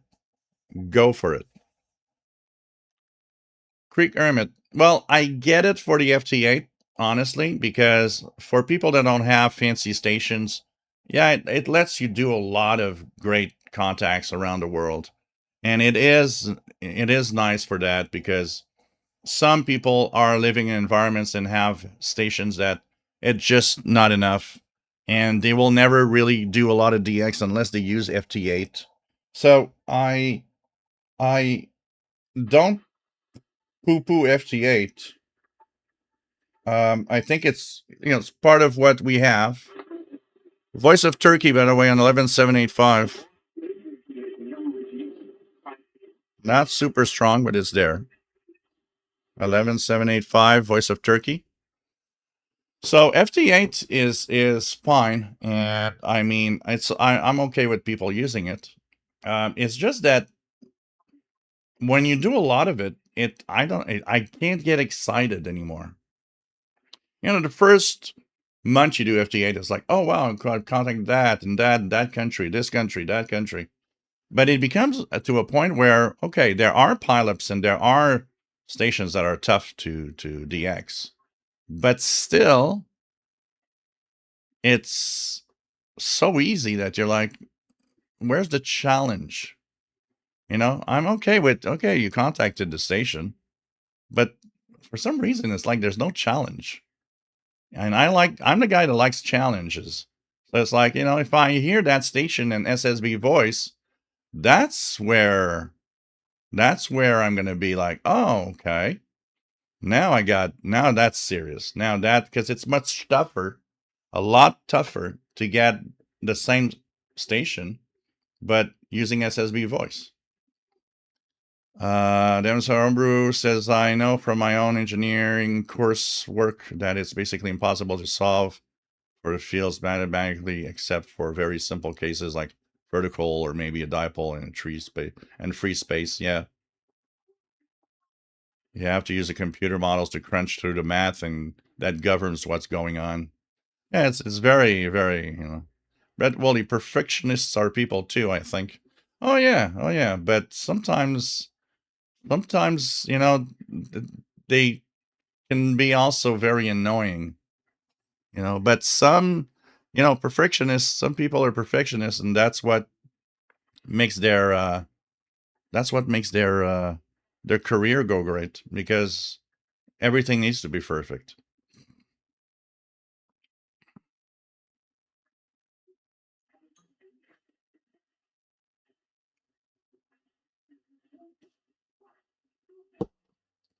Well, DJ Craze, it's like you say, FD8 is making contact.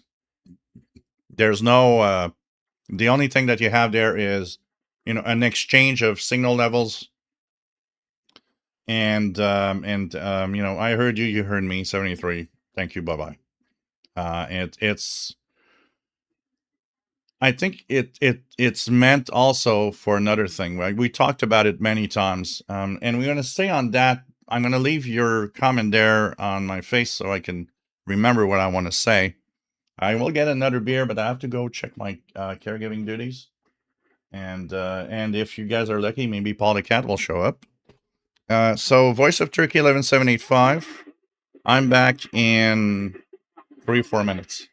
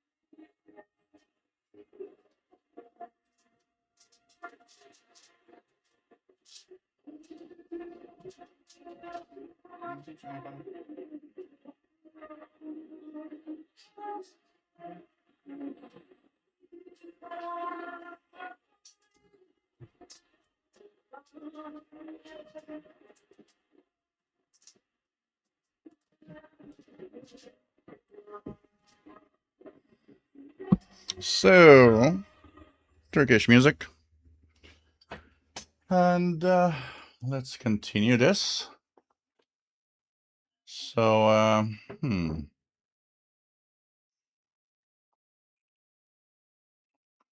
let's put it this way, DJ Craze.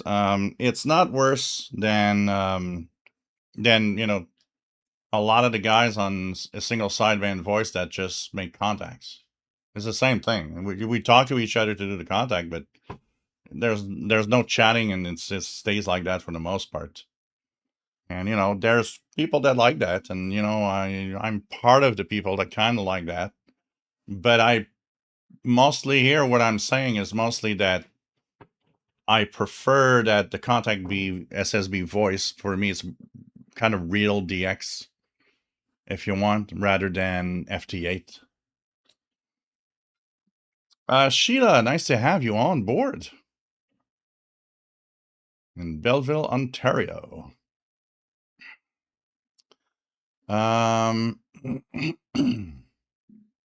Just go here. Okay.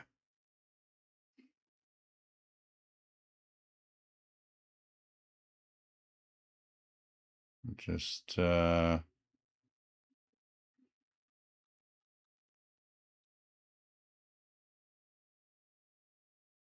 go here. I lost the spot where I was, so here's Sheila. Okay. So let's continue. DJ Craze just recently got a Cobra Mini AM/FM rig.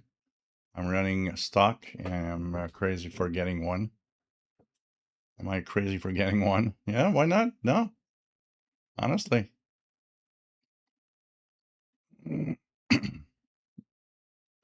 Like I am frequently amazed by how much reception changes just moving an antenna a foot. Just like I'm amazed when I've noticed that through here, the live shows. Receiving something here and somebody that's not that far away, maybe 100 miles. And it's like, I don't get it. And they're like, well, okay. DJ Craze, oh, that big 6-0. Mine, 2 years and a half still left for me. But yeah, that's a big one. That's good. Kenneth, my joke that I always do is that I don't have the mental age to go into a bar. So hey, 60. So KW61 said you need to order a 4-story copper ground rod. Just drive the first story into the ground. Yeah. I still remember when I lived with my parents and I had my first shortwave radio, and everybody was saying, you got to ground, you got to ground, you got to ground. I had no idea. I was like, okay, I just put a metal something in the ground with a wire sticking on it. It's like, okay. And my brother would play golf, and he had these old golf clubs. And he said, oh, use one of my old golf clubs. I'm never going to use them again. So drive one of them into the ground. And it's like, I still remember putting that and having the wire going up the brick wall we were on the 2nd floor back then. And not really knowing. The worst of that was really when I had that World War II Army radio. I wanted to ground the radio. So I put that wire into the ground screw. But what I did is I was holding the wire where, the metal part of it, and I touched the frame of the World War II Army radio. I can tell you it was not really that funny. I could feel the current. WSR says, I doubt anyone could really explain to you what's going on with your antenna, but you could try to model the sheds and the antenna to get some idea. Yeah, because there must be some funky interaction that we don't, that I don't know, that's happening. I'm pretty sure, you know. And the funny thing is, sometimes just by chance, you never know. Maybe the way things are positioned is actually helping me increase the amount of signal I'm getting out. I don't know, giving me some gain of some sort. You never know. That's a very, very intriguing and very peculiar thing about, what happens with the antenna. Harvey Frankenstein says propagation has the most to do with distant contacts. It could be just a wire hanging out the window. And if the propagation is good, all kinds of things could happen. Oh, for sure. But sometimes, you do something, or you put up an antenna, or you put up something, and you're like, wow, it's like I'm amazed at how this works.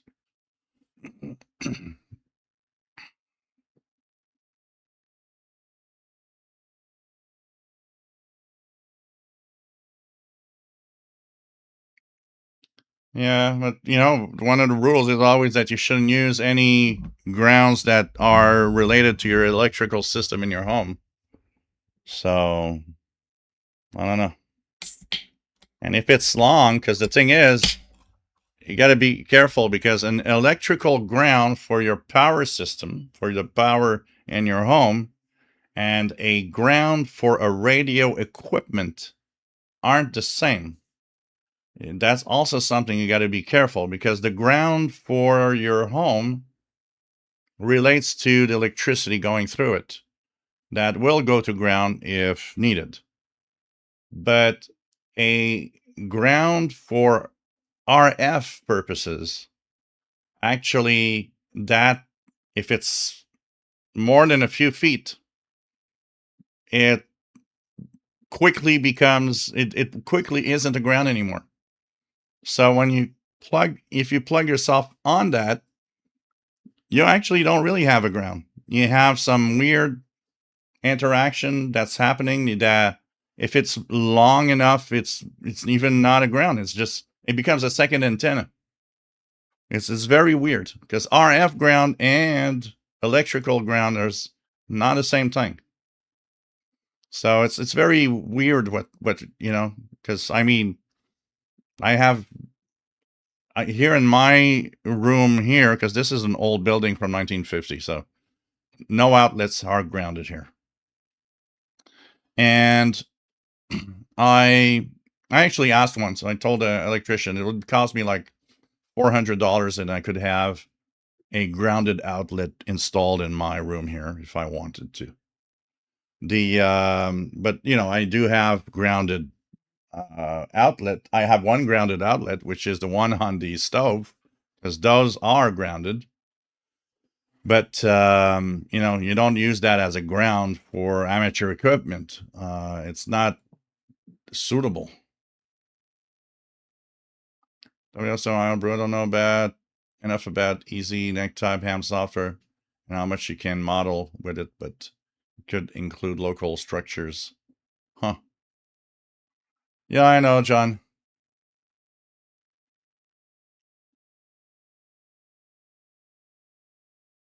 Logged ID outlet ground is connected directly to every electrical noise source. Exactly, that's also the other thing. An electrical ground is not a ground, and it's not to be used with any radio devices, basically. Mike Senti, 60. Time goes fast, eh? AA4WF, a compressed ground is better than no ground, but 3 stories high might be a little too much. Yep.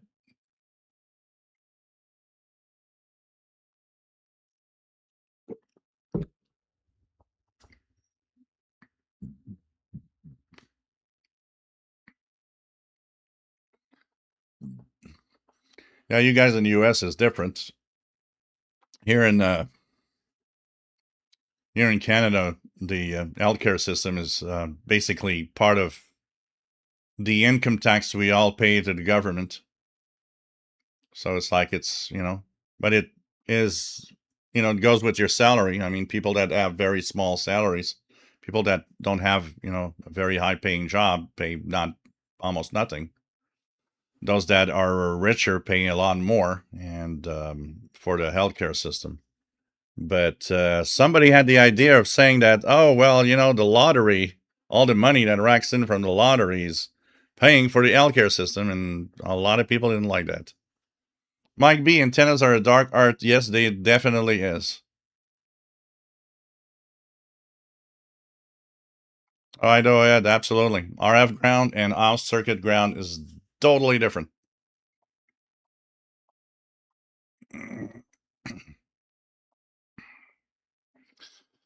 Let me up, 7 Homebrew. Yep, you and I have had that same idea, Joe. We love RF goggles. That would be amazing.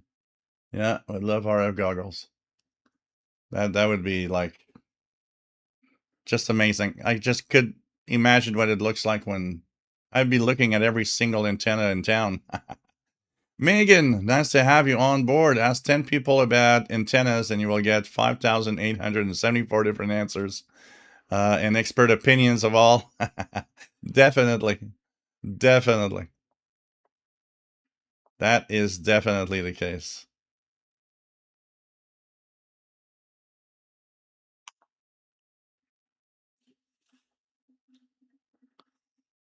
Yeah, keep RV, keep the politics off. We don't want to see that.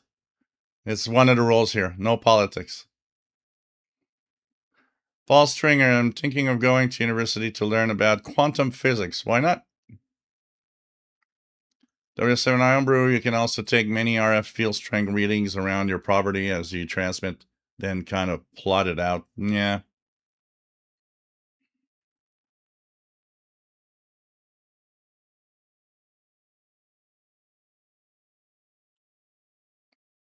AirDroid, yeah. I used to have that on my phone, Hemsphere, somewhere.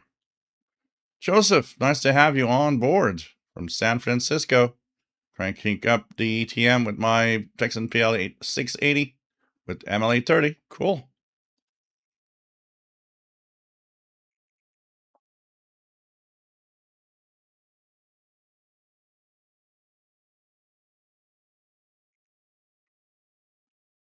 Well, FT8 is real. It's a contact. It's just that it's, you know, not there. I don't find a challenge anymore because it makes things a whole lot easier because of how it's designed. But it's a real contact. Contact is a contact. Whatever you made it FT8 or whatever else is a contact. DJ Craze, tuned to 11785, and I'm getting that Wealth in Connecticut, also hearing 11760. Who's that? Well, that could be. That's interesting. Do I have something here?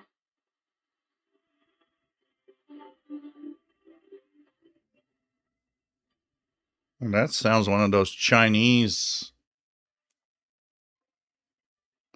Sounds one like those Chinese.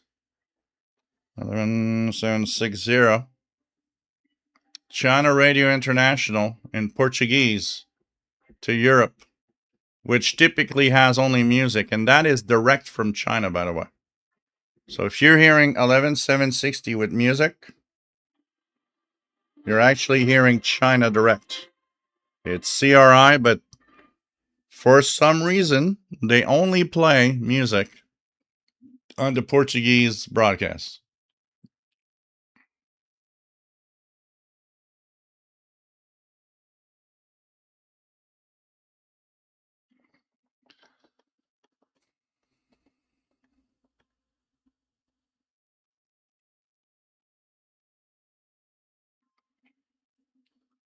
Joseph, 27085. Super Bowl is off today. Yeah. Well, Super Bowl's 27025. But finally, I have two WV601 antennas, and I could not be more pleased with them. If I'm getting today's CW, I'm good to go. On my cam, I can still visualize the arch. Okay. Blogger dial 11785 coming in good now. The H1AO, just out of curiosity, I had an emergency airlift by helicopter here from the island to a hospital around 250 miles away. How much do you have to pay? For me, it was 10 euros. Oh, here is way more expensive. Here in Canada, if you get, say you get in a northern region of Quebec and that you get sick and you'll have to be transported to an hospital, the closest hospital, that could be, 200-300 miles away, even more. Here is in the hundreds. You'll pay like $400 or $500. It all goes with the distance that you have to go through. Here you'll pay from your pocket easily. 3, 4, 5. I've heard people getting sick like real far up north and getting $1,000 bill to pay for the air transport. That isn't included in our health care. You have to pay for it. So it's different. So 10 euros is actually a pretty good price to get airlifted 250 miles away. That's a pretty good price. Like WX50, I'm on a public schools insurance. Retirees is very cheap. Not going to enjoy paying a Medicare premium every month. Brian Leesner, the three antennas total. Add the K480 WLA. I would like to take copper tubing and replace the flimsy steel wire with something rigid. Thinking about the same tubing you run for the refrigerator.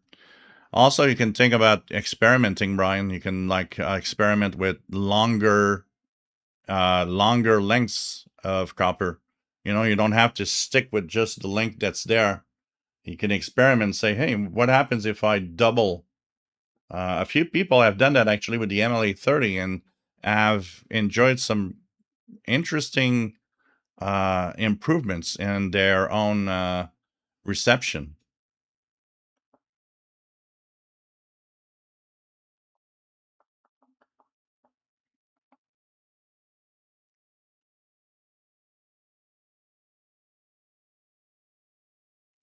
Jim's ready to check. I've noticed on radios that have internal antennas, you're better off to use that not hook a wire to it. There's a lot of radios that they're, especially on portable radios.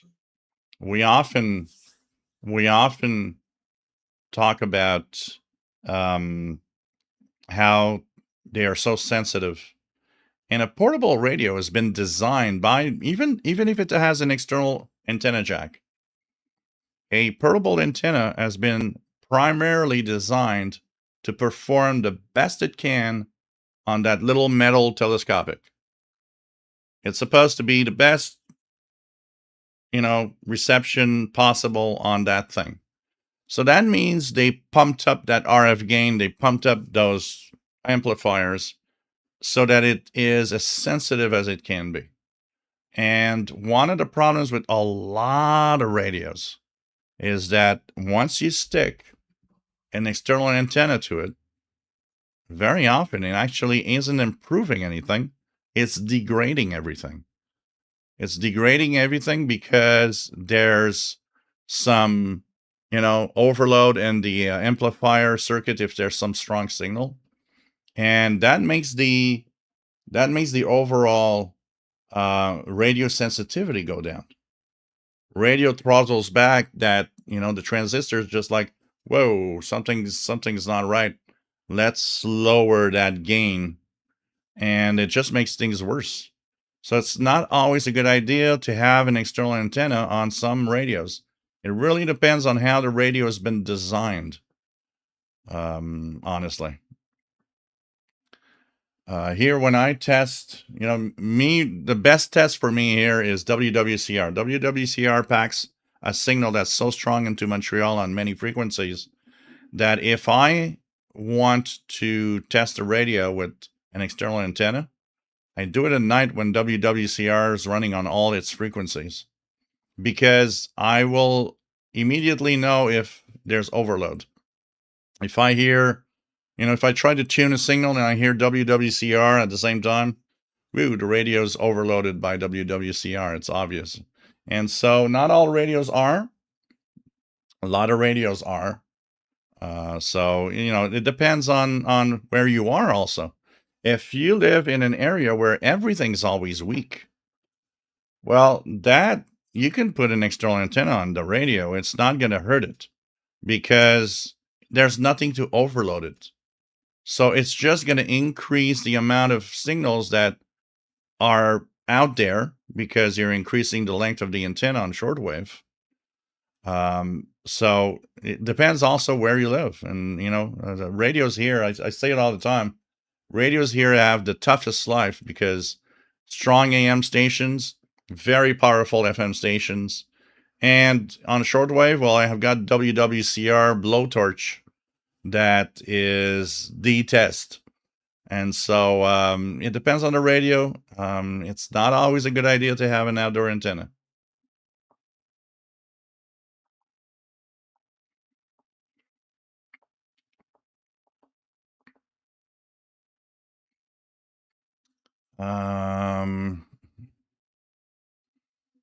Redwater, a friend of mine once observed we used to get together and discuss radios, antennas, and DX catches. Now we discuss meds, aches, and pains.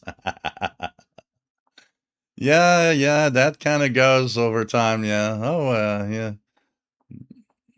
Nicole, nice to have you here. The problem is I see it with FT8 is there is no operator interaction. As someone who was licensed in 1982, this does not attract me. Well, there is, because you have to be in front of your radio and you do have to, choose when you're going to transmit and who you want to call, or if you want to call CQ, there is an interaction. But once once, say if I go here and I start calling CQ, though I'll have my interaction with the computer to tell the radio to call CQ. But once that happens and somebody contacts, the software does it all. So somebody answers my CQ, the software follows a sequence of, answering back and then getting that answer back, the signal levels, everything, and ending with a 73. So there is a interaction, but it is minimal compared to, say you're going to have to talk to somebody, you're holding the microphone and you're doing something. So you're always interacting. That's different. That's different. But it is, for DX purposes, amazing for what it is. It's an interesting thing. And there's this part of the community, the amateur community. So I don't know, you, Nicole, maybe like to talk. Maybe you like to interact and have a chat. But a lot of people are not there. They're, mic shy. They don't want to talk. They're kind of afraid. FT8 kind of helps there because you don't have to say anything. You just make contacts. So, FT8 is a different mode. It's fine, and I'm okay with FT8. I don't like those that poo-poo the FT8. I'm okay with FT8. When I need to be quiet here, and I decide I want to do ham radio, well, instead of talking and waking up the neighbor, FT8 is that. It's quiet. It's quiet. I'll check what's on the bands. Try to find some exotic country or whatever. It's still kind of cool, but the thing about it is, in my case, the excitement isn't there. When somebody says, "Oh wow, cool! I just contacted, China on FT8," it's like, I've done that several times. It's okay. It's far away. It is cool that from Montreal to China there was a contact, or Montreal to Japan. I have so many Japanese contacts on FT8. It's like, okay, the signal went far away, and it's kind of cool to know that I made a contact with such a far away station. It's just that you get to a point where it's not wow, it's okay, this is 1 out of 275 Japanese contacts this month, because it's kind of easy. That's where, I like to take the microphone and sometimes look at, okay, what's the DX? Even though I make the same contact, because let's be fair, even if it's a guy that just makes contacts, honestly, an SSB, a voice SSB guy that's just like doing DX contacts and no chatting or anything, it's FT8 voice. It's like we're just making a contact. But the thing is, it's more difficult on SSB voice to do a contact with the pileups, and the signal is not as easy to reach than FT8 can be. So for me, it has an importance that FT8 will not have. So if I contact Japan, SSB voice, for me, that contact is wow. I just contacted Japan, even if it was just a exchange of, signal levels and so on. At least by voice, it's like, wow, this is real DX. It's better for me than FT8, but FT8 is still interesting. It's just that it all depends what you're searching for in amateur radio at some point. Also,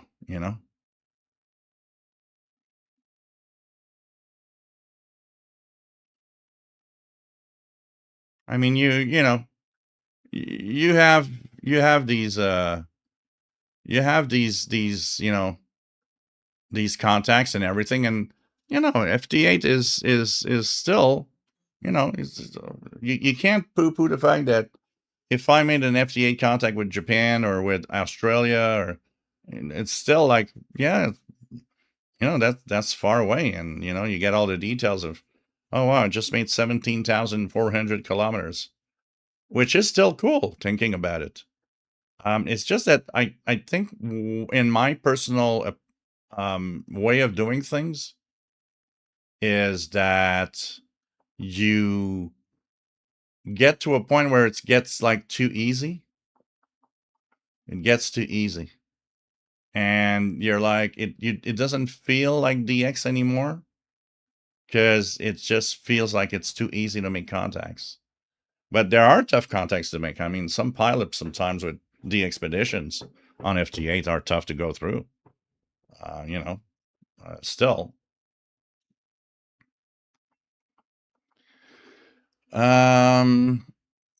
What else do we have? Blagadai, take care, my friends. Stay safe. See you next week. Sunday, don't forget, guys, Sunday next week. Sunday at 20 UTC. We are going to be Sunday because Saturday is the Ukrainian festival here in Montreal. I don't want to miss anything about that. So next week it's Sunday at 20 UTC rather than Saturday.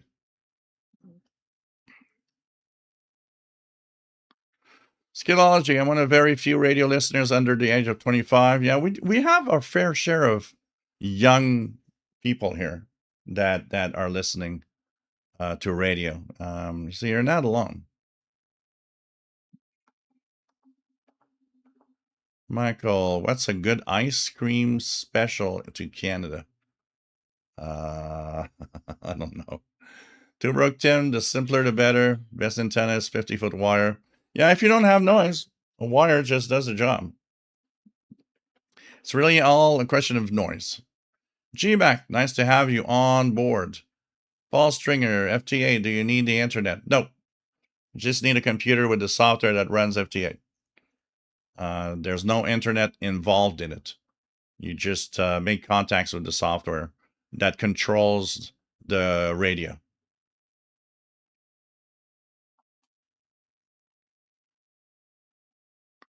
Ryan Neesner got an FTA signal from California. I was totally shocked. When it's brand new, it's when I started, my first contacts with FT8 was like, oh, this is kind of cool. But, it all depends what you're searching for on the ham bands. Uncle Hairball, kind of out of place. I'm just a lowly CBer. Hey, you're not a lowly CBer. CBers are great. I love them. I got my 980 SSB. Well, it's not in the picture here. I got my unit in SSB 980 SSB here. And we have a great net here in the Friday night. It's called a Howells net on channel 20, lower sideband.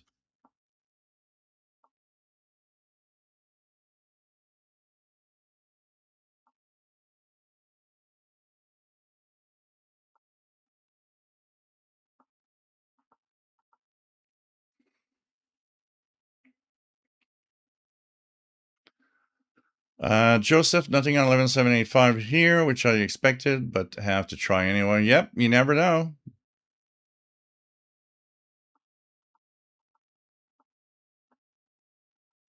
DX Outlaw, nice to have you on board. Harvey Frankenstein, anybody remember listening to alternative music on BBC program? Can't remember the guy's name now. Yeah, absolutely. FT8 can be a good tool for propagation. One of the things that amazes me on FT8 is making contacts and having a either a solar flare happen or suddenly geomagnetic conditions are changing, and you see, like, you go to PSK Reporter, for example, and you see suddenly how everything changes, how everything changed on where your signal is being heard.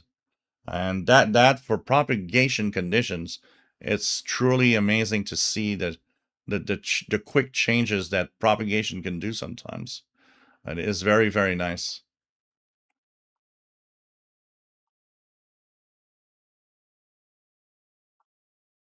Take care, Jim's Radio Check. You got to spend some time with the ball and chain.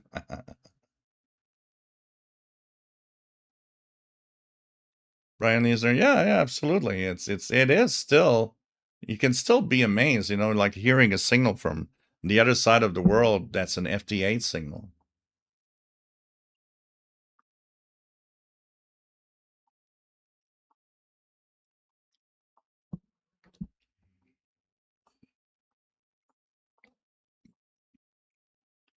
Celtos, do you have ghosts in your house? The only ghost I have is called Paul the cat. Paul Stringer, dig a hole about a foot or so connected your radio to a grounding pole. Have you enjoyed RF ground and electrical ground are two completely different things, as you say? Yep, absolutely.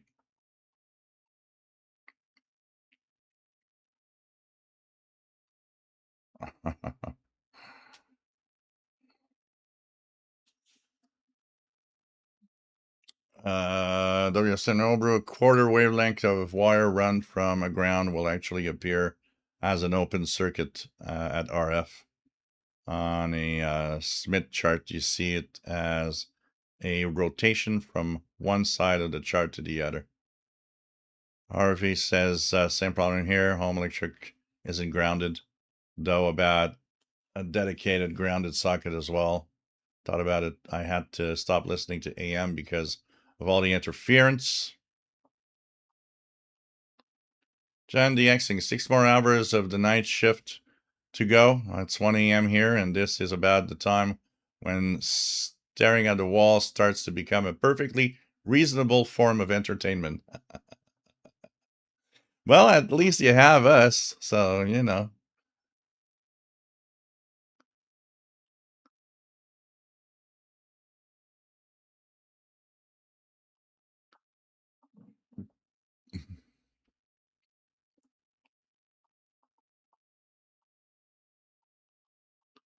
So let's, Brian Leesner wants to get another crystal radio kit.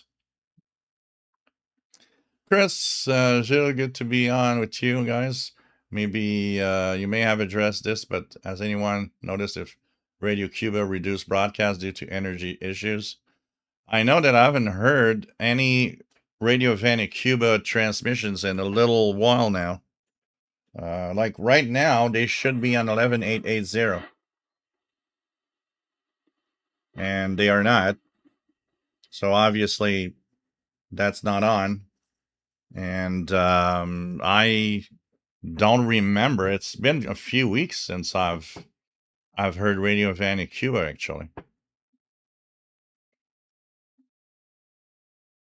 Yeah, Michael, nice to have you here. Get CRI in Chinese and Portuguese, also 11760. They use 41-meter band. This is why the language is used on Hong Kong TV.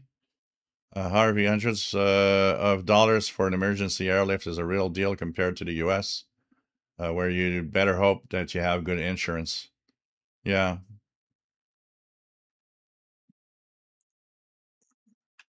Here are a couple of guys that I've heard over time, and like depending on the distance for airlift, it's a few $100s to, it could go to 1,000, past 1,000 if you're really, really far away.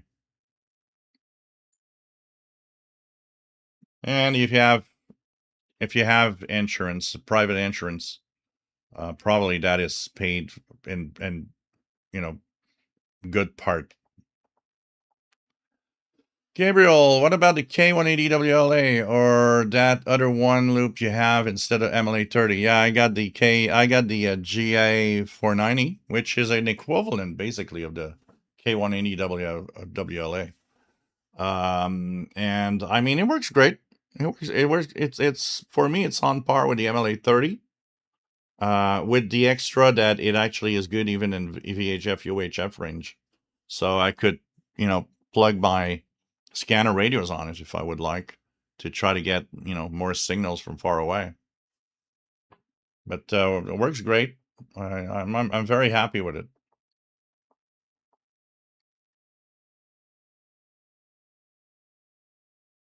Yeah, John Beckham. Yeah, and the Cast Whisper go over on the Crystal Radio. Yeah.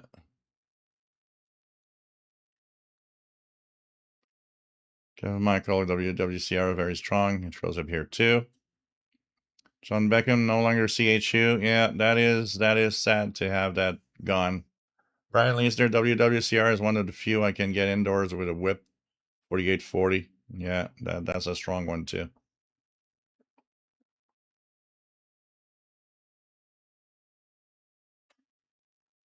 The problem, the H1AO for the mini whip is that because it's a vertical mini whip, it's a vertical antenna, receives all sides.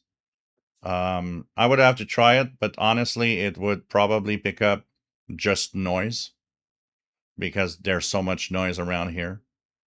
But I have to check how much is a mini whip. I haven't checked that in a long time. Mini whip antenna. Mini whip. Mini whip antenna. How much is a mini whip antenna? Trying to check out here. Mini whip active antenna. Well, it's actually not that bad in price. I could technically try one. Maybe I should. Who knows? For the price that it is, I could actually purchase one and tie it to the metal shed and see what happens. But I'm afraid that what it's going to do here is just going to pick up noise because I have too much of it.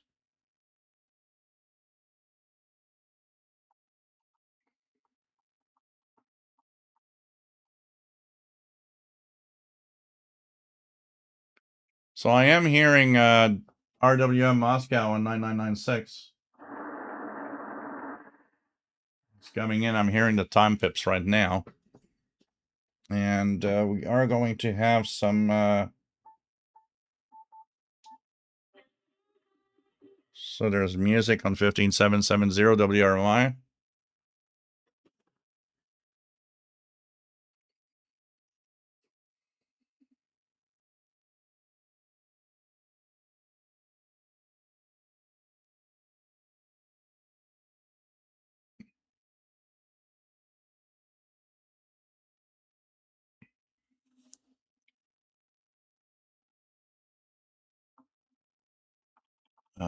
What else do you have? There right here.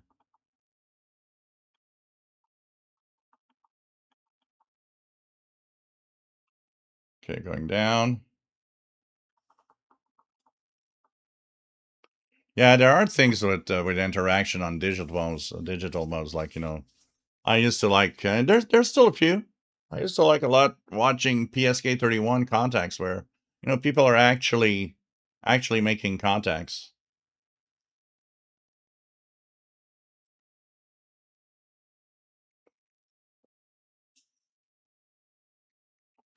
WSI Bruce says Ham Hobby has a huge array of ways to communicate, and people find what is fun for them. Exactly.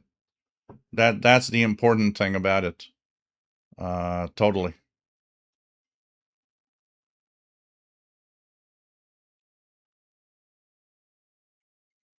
Skidology is, the thing is about FT8 is that the processing capability of a computer with FT8 is so amazing that you actually will not even hear that there's something in that noise on the radio.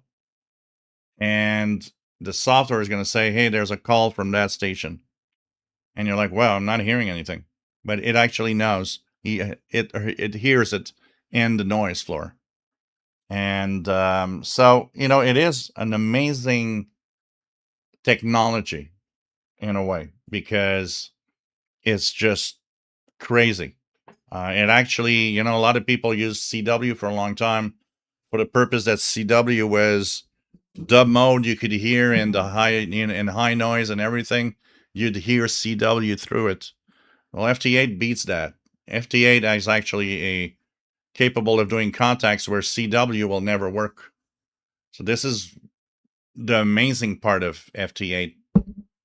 It's the fact that, through that noise, and this is also why it's popular. We all live in high noise environments. So making contacts is more and more difficult. And FT8 gives you that possibility of making a contact. And it's still a radio signal that went through all the way to whatever country you're contacting, and you're answering. The answer is back from that country to your home.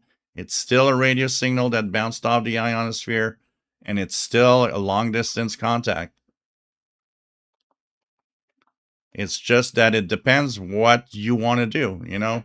If you want to see a contact and just have the computer do it for you, which is FT8, it works. If that is not appealing to you, well, there's other aspects of the hobby. Some people don't like FT8, but what I hate is people that hate FT8 and think, oh, this is not amateur radio and these people should not be on the air. You shouldn't be on the air because of that type of comment, because I'm sorry.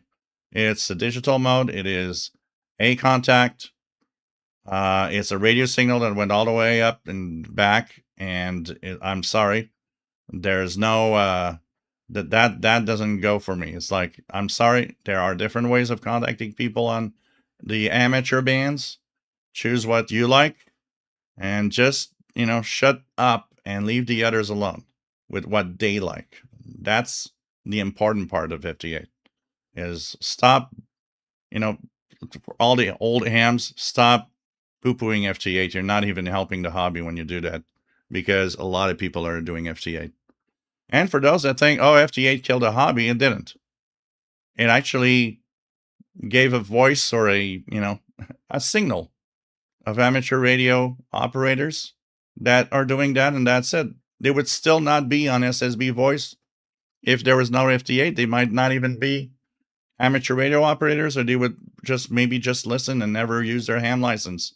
How many people have a ham license and don't transmit? A pretty high percentage. They just listen. They don't even make a contact. And sometimes they don't even dare make a contact because they hear the other hams and they're like, well, that's not for me. I just heard, all these old hams talking, and it's like, that's not me,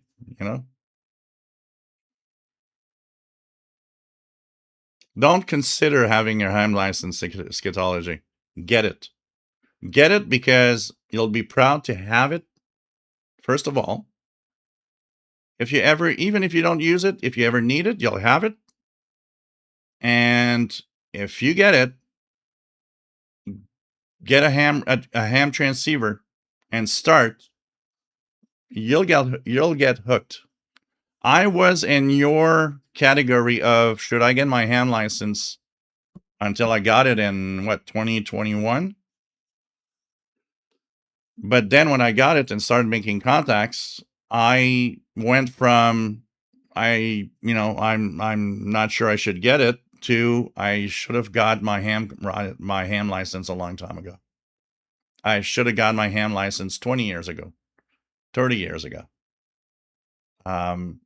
So go for it. Don't consider. Go for it. Joseph, my guess is that, Joe, you actually appeal to younger people. You're so much less pretentious and more fun than a lot of people on the radio, YouTubers. That's honestly probably why we have younger here. Yeah, it's everybody's different in the way that we do things. I try to be as down to earth as possible. There's no pretension here. Everybody's welcome. CBers are welcome. I look at the phrase that our friend posted earlier. I'm a lowly CBer. How many CBers don't want to interact with amateur operators because they feel that they're less important than a ham licensed guy, which actually should not be. I have a high esteem on CB radio and being on CB. And one of the things that I know is that especially here in Montreal, there's quite a few CBers that are way more knowledgeable than most hams are,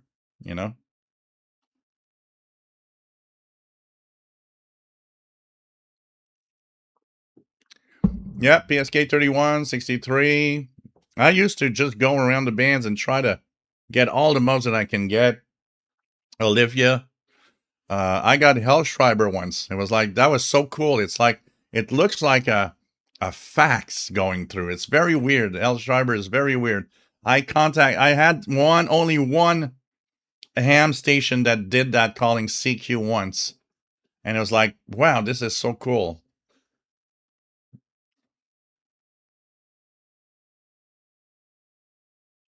Skillology, you know, that Shortwave archive guy from Northern Colorado is a young listener as well. Yeah. I mean, Keegan DXer's a young guy, 30 years. And there's a lot of young people here. A lot of young people here. It's very surprising. Old radios is one. There's there's a lot of others.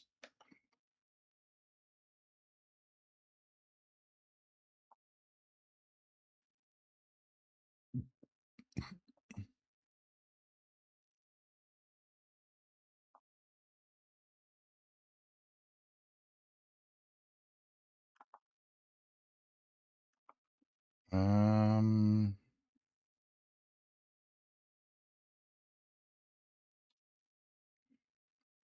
okay.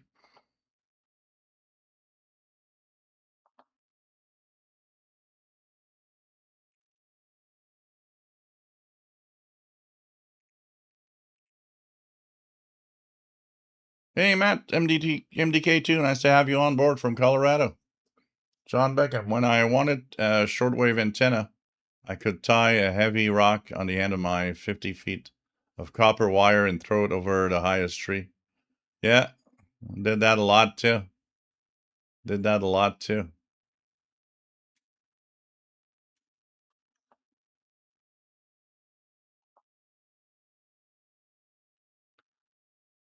Game madness handle. We're not into conspiracy theories here. We're in our real world here.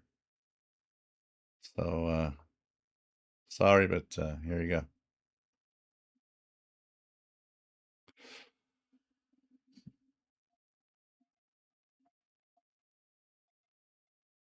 Well, there's a lot of good guys to Scatology. More than you think. It's the thing is to do what you want to do and have fun. And you can call CQ and do your own thing. So, you know, you do what you want to do and create your own fun with amateur radio.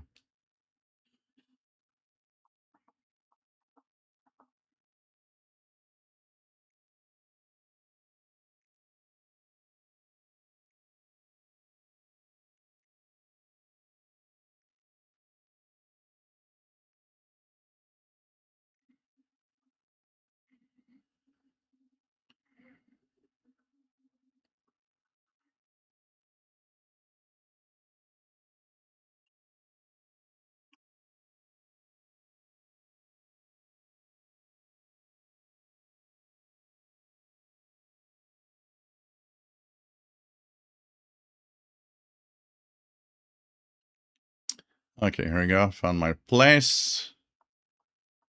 Rick Myers did manage to work Norway a few minutes ago on 10 meters FT8. Unfortunately, storms have arrived. Had to disconnect. A lot of lightning. So, you know, don't focus Skidology on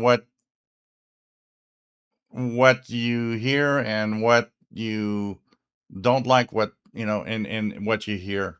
Just focus on what you want to do with amateur radio and create your own amateur radio world and the way you like it. That's all. There are a lot of great hams out there. We focus too much on the bad ones.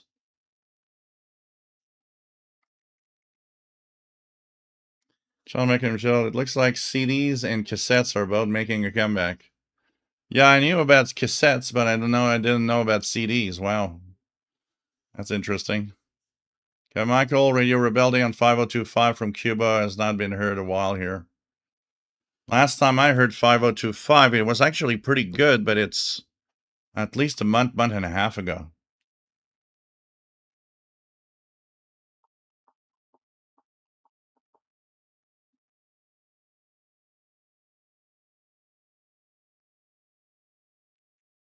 And think about one thing also, the fact that um, having your ham license opens a world that's bigger.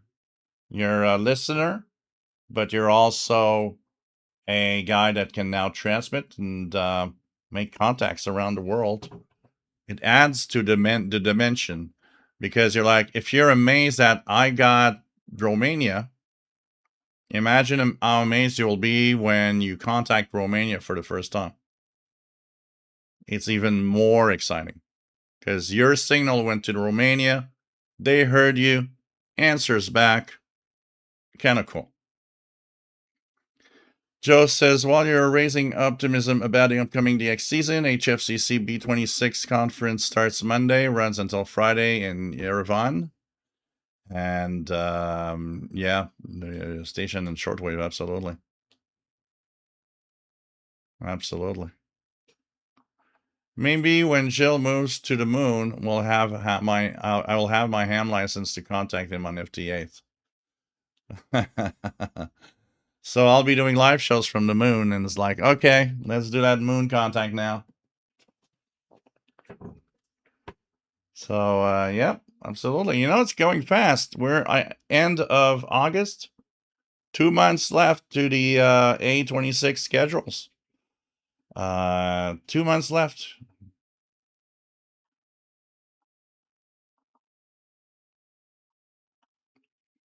But all I can say, Skidology, don't even hesitate. Go for it. Go for it. WS7 Brew, FDA killed the hobby. No code killed the hobby. License exams not given at FCC offices killed the hobby. CBers becoming hams killed the hobby. We heard all of those. We heard pretty much everything. Yeah.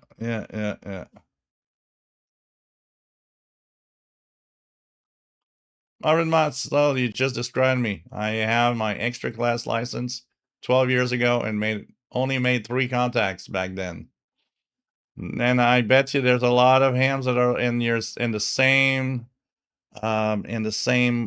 way that you are. It's like they have a ham license, but made pretty much no contacts. There was like I remember of some amateur radio craze going on when the scanner radios became very popular. It also opened up a world that people didn't know, and they heard the 2-meter amateur radio band for the first time and wondered what it was, and it kind of spiked a certain number of amateur radio interest, and a lot of people just wanted to be a ham and got at least their basic license. And I remember that there was a hell of a lot of people on the nets back then in 2 meters, and there was a spike because of that. And but a lot of those became what, as that craze went away of the scanner radios because they couldn't hear whatever they wanted to hear, so did the hams that became ham because of that. They just kind of got bored, and still hams.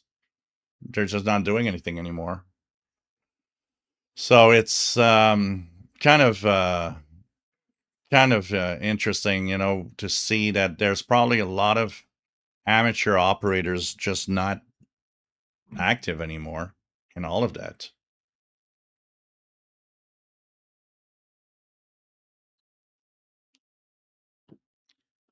Mad Macabre, nice to have you here. Currently playing around with multiple radios. I have the original C-Crane Skywave and a Texan 680 on the same airway band. It's interesting that they're getting separate calls. Brew, I agree, Joe. You have a unique style that is more easygoing and approachable. I can't get into the most of other tech YouTubers, to be honest. Yeah, I mean, let's just be, I'm just, I'm an ordinary guy, and let's be ordinary people that just are talking to each other, talking about radio. I'm not here to, you know, you believe in something, I believe in something. Well, we're just gonna, um, you know, talk about it, and it's like we are all allowed to believe in stuff. You know what? You talking of Man Macabre, you just made me realize that right here, not very far, I have the sea crane that I haven't used, and this thing has not been turned on, I believe, for more than 6 months. So you know what? I'm gonna keep it close. Maybe using it a little bit, making videos would be interesting. Comparing it again with some of the newer radios also will be kind of interesting. So I'm definitely gonna keep that radio quite close. Um, have you heard of a ground rod dipole antenna? Nope.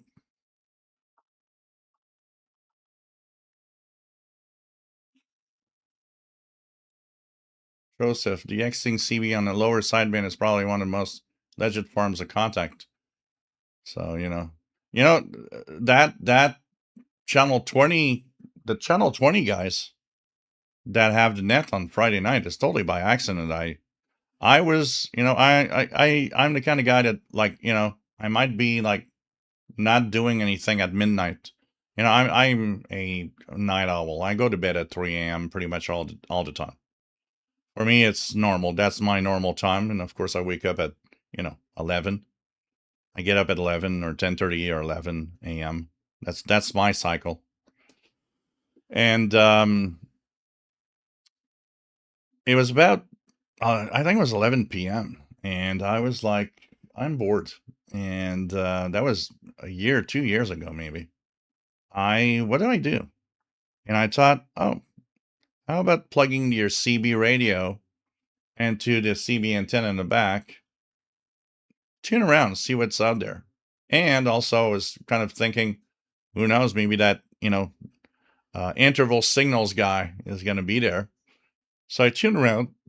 At first, I was on AM mode. And when I tuned channel 20, I could distinctly hear that there was something that sounded like single sideband. So I switched upper, lower, and then poof, I heard all of these guys talking. And they were like maybe 10 or 12. And I could listen to them and slowly, notice that they were north of Montreal. They were in the Laurentians area, scattered around, and maybe a good 40, 50 miles away. So I thought, because I thought my antenna, my CB antenna, my mobile CB antenna is like, first thing that I thought was that's a crappy thing. It's not very big, and it's like it must be the crappiest antenna possible. But I tried it anyway. I went on. It's like, break, channel 20, whatever. And one of the guys said, "Oh, hold it, guys! I heard a breaker in the background." And I said, "Oh, come back, breaker." And it's like that's when I come back and explain where I was and everything, and realized that I was talking to guys that were 50 miles away, and thought, well, my mobile antenna maybe is not that crappy after all. So a few of them, not all of them were hearing me, but a few of them were. And we talked a little bit that night. And I was amazed. I was like, wow, been listening to you guys for an hour. And it's like I thought I'd say hi. So they invited me to have a private group that is only for those that contact. It's like, don't give it to anyone. Don't say we exist. It's just for a little club for people that we've contacted at least once. And it was kind of interesting. I mean, they're still there. Sometimes I'll listen on Friday nights with the Yesu here, and I'll send them a little video clip of this is how I hear you guys from my Yesu here in the where I live with the half-wave infit antenna. So, a lot of them are hams. And most of them actually use modified ham equipment that they use on. See, some of them are here really well, so it's like they're using, the a Yaesu or a Kenwood, and it's modified and with 100 watts. But it's a fun gang to listen to, and it was kind of, that's where, if you're bored and you don't know what to do, well, get out that radio and do something. Because sometimes it's when you get the biggest surprises of what you can hear out there. You're just like, well, let me try this, or let me try that frequency that I never hear. And surprise, surprise, it's there.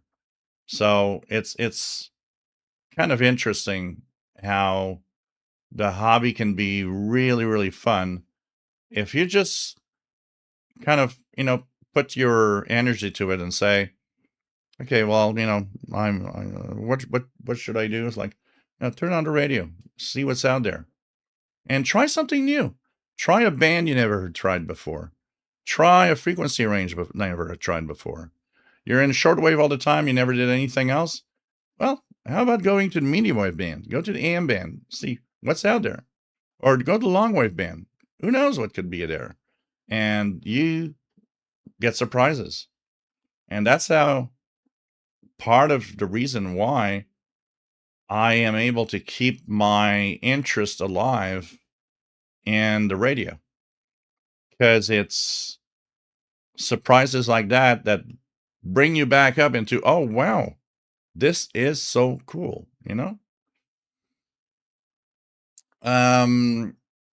Scalology, I'm a very shy person. A lot of people are, and I mean, in amateur radio, I'd tell you that you're not alone. A lot of people have a hard time picking up the microphone and calling CQ. They're almost afraid somebody's going to answer. And, you're not alone in there. It could be intimidating, especially when you start out. You're not used to it. You're not used to the way contacts are made, and you're not sure. But don't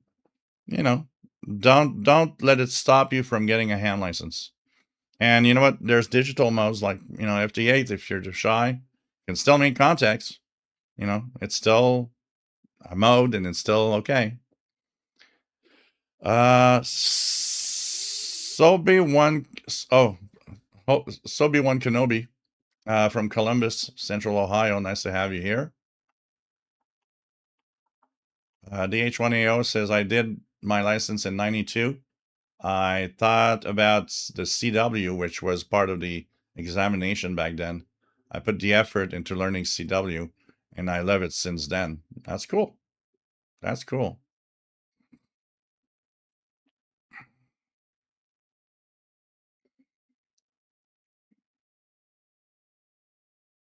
John Meckham has heard that CB radio is coming back, so to speak. Maybe, who knows? Yeah, Jasmine is she's a young listener too. Absolutely, totally devoted to technology and radio. She's a utility listener mostly. So when she does shortwave radio, utilities is what she digs.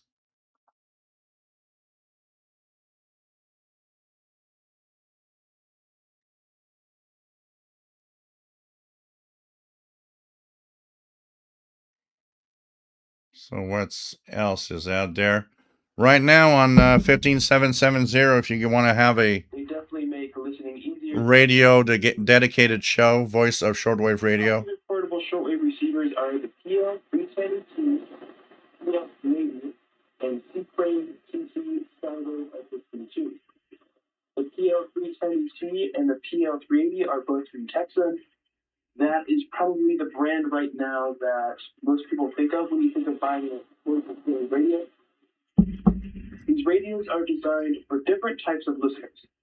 The Texan models focus on affordability, simplicity, and excellent performance for beginners, while the C-Frame model provides additional features for more experienced shortwave enthusiasts. That's a biased review. I'll call it a biased review. Seek Rainer for more experienced and professional listeners. Sorry, biased review. The Texans are as good. Sorry. That's a biased review. I wonder if he's being paid by Seek Rainer or something. Okay. Where'd that go? Let me vent it off a little. That's where my ears ring and my brain kind of boils up. When I hear something like that, I'm like, oh God, okay, please. Change the channel. RV, I had the luck of spending time with a high-speed CWer. It was amazing. You could interpret so fast. You know what?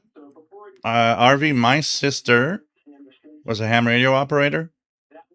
And I still remember when the last time I remember she did ham operations, she lived in a city called Belleuil on the South Shore. The speed that she would go and the speeds that she would understand CW, oh God, it was incredible. Incredible.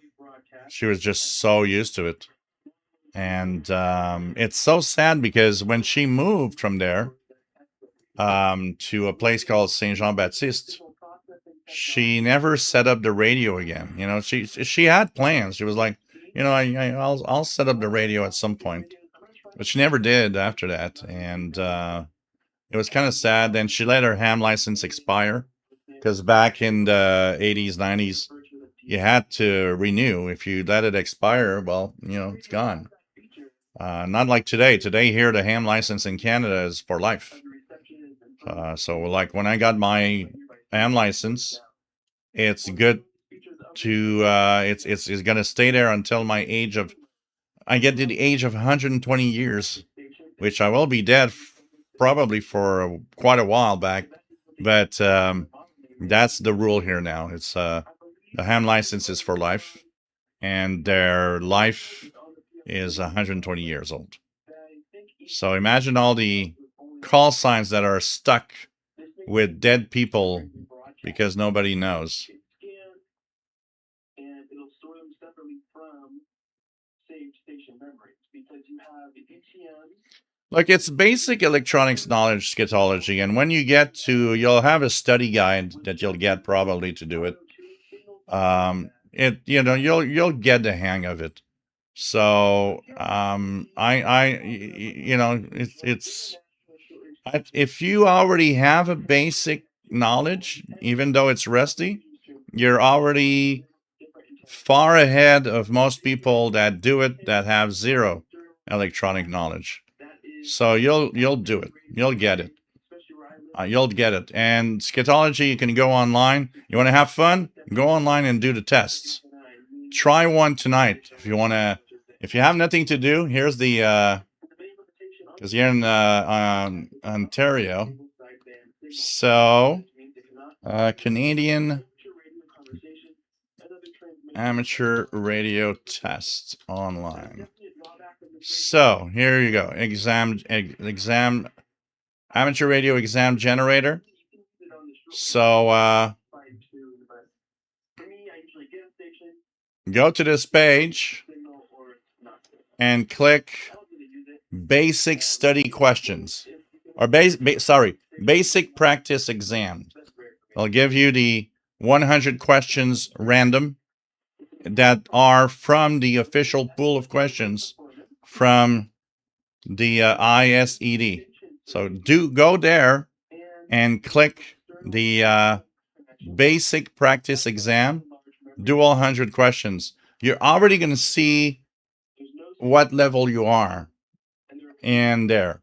Remember that the basic license is at least 60% up to 79%. And the basic with honors, if you want to be on shortwave on HF, you have to get more than 80%. So you can practice that there. It's already going to give you an idea of how close or how far you are from amateur radio licensing. And then you can go and just get study guides and study the questions, the answers, and stuff like that. Idaho Head, thank you so much for your donation. Much appreciated.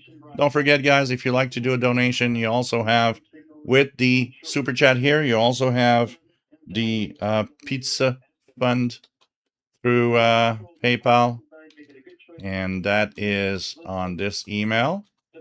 And if you're in Canada and are searching for a way to send money, there's Interac e-transfer. This is the way we transfer money from people to people in Canada. And that, you can send it to the same email. Say you're sending something to, send $5 to this email. And of course, there's a question that you have to answer.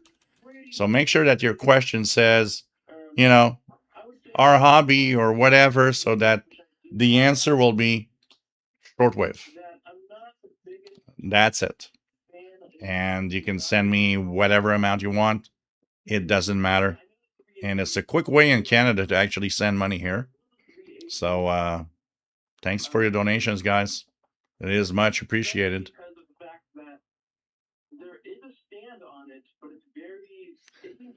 Richard Wagner, Hammond lives in a RV. Kevin, K9RLW. I made a video about it. Okay. King and DXer had a lot of DXing on the 17th, Wichita, Kansas, Oklahoma City, Salina, and Kansas City, Kansas. Pretty cool.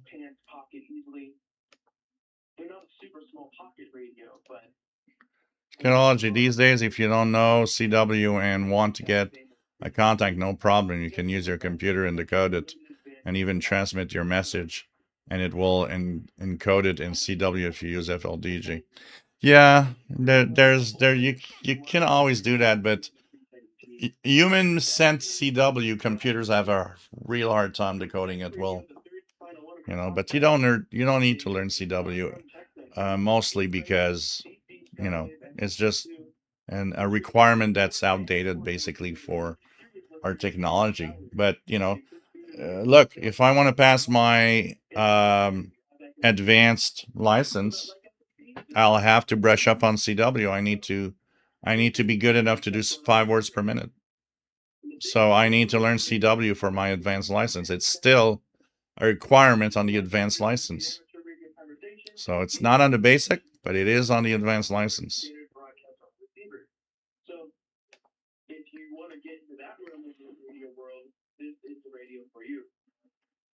The radio also includes aviation band reception, weather alerts, and more precise tuning control. These features may be useful to people who want to explore more than just international broadcasting. So there are more advanced features on this radio, which people will love. Weather alerts, aviation band, there might not be stuff up there anymore. But here, let me go down. I'm 10 minutes behind. Well, 7200 is where you stay away from. Imagine, people focus on 7200, but the 41 meter band is from 7000 to 7300. That's just one frequency out of an amazing amount of frequencies you can do something in. RV was down by Tucson about a month ago. Bizarre weather and stay closed because of a dust storm. Yeah. I'll definitely have a great community here, for sure. For sure.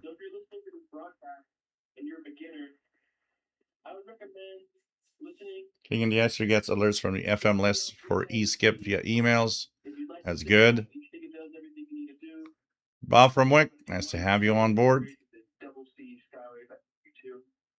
Now, obviously, if you're listening to this, you have some radio, but if you want a better signal, then why am I texting work fine? Yeah. So, quick comparison chart. John Beckham, where C-Crane used to advertise lots on Coast to Coast AM back in the day. That so homebrew thunderstorm cell here, so off air and also there. So take care, Bert. Remember, guys, for those that either leave or anything, next week we are on Sunday, not Saturday. Sunday, 20 hours UTC. So the show will be Sunday, August 30th, because Saturday I'll be at the Ukrainian festival.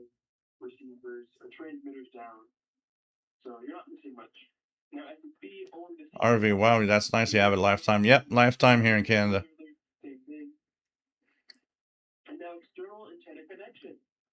Kenneth, how about the Sony brand? Not to be confused with the lower class Sony radios I've seen in. Yeah, pretty much.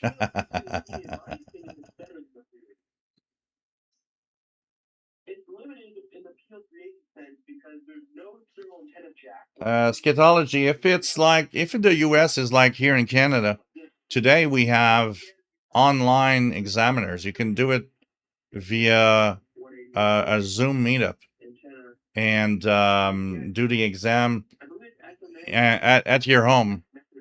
And don't stress on that. Stressing on the fact that there's an examiner that, well, the guy is not going to tell you anything bad. He's going to tell you, okay, look, you didn't pass your exam. And he's actually going to be real nice. Examiners usually, they're like, okay, do you want to go through some of the questions and I'll try to explain to you, why, your answer is wrong and so on. And also, don't forget, you can pass that exam a gazillion times. But the day you pass, but here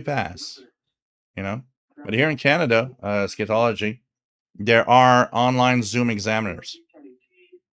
So you can get that. That's what I did.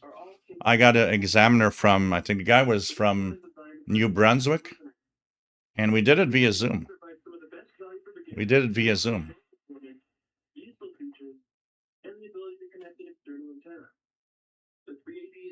So that just means, Scatology, if you got a lot of wrong answers, you need to slowly study all of the stuff slowly. And check it out. There's a guide that you can buy online, a study guide. Go on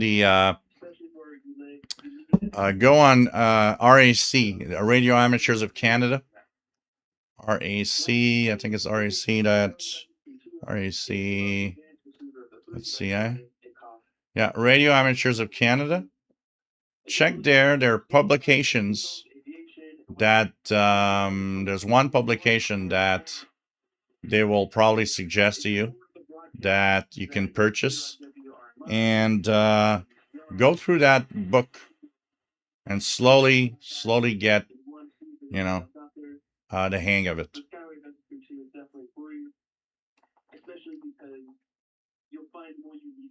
A lot of these broadcasters out there are all religious, and religion is not a problem, but sometimes you want to hear music or just other different things. For someone starting a hobby and really interested in international broadcasting. Timothy Gunter, all C Crane has is Skywave for shortwave. I have CC Wi-Fi 3. Brian Leesner, a C Crane radio. Expensive for what you get. I'm holding on a Skywave SSB2 in my hand. Nearly $200. Compare that to a Texan Imperial 330. Can you live without air and weather for $90? I mean, the PL330, you calibrate single sideband to have its ultra precise frequency. I'd call that, you said for professionals, C-Crane is better. I'd call the PL330 more for a professional, because you can actually, fine tune and calibrate the single sideband. And it's like, well, that's way more professional. I'm not poo-pooing C-Crane, but it's like, I got one, I'll never get another one. There used to be another reviewer, the Dave Zantow, that unfortunately passed away a few years ago. We would always be in contact every time we would review stuff, because he would see things that I didn't see, and I would see things he didn't see. And I remember when he reviewed the C Crane, the original C Crane SSB, when the 2 came out, he just posted, that's a radio I ain't gonna review for the price it's sold for, you know. Thanks again, Trevor. Really appreciate you putting that segment together. So let us know what you think. Send us an email at vosrint@yahoo.com. That's vosrint@yahoo.com. Or head over to our website at vosrinternational.com, and you can click on the mail icon and contact us that way. What else do we have? And now for a segment of On This Day in Shortwave Radio History. Brian Leisner has spoken on the WT2. It feels kind of weird talking to a random person. You know, that's the problem of amateur radio, is that in life we talk to people that we know. And amateur radio, like, you know, what you did on the WT2 little radio, which is this little thing here.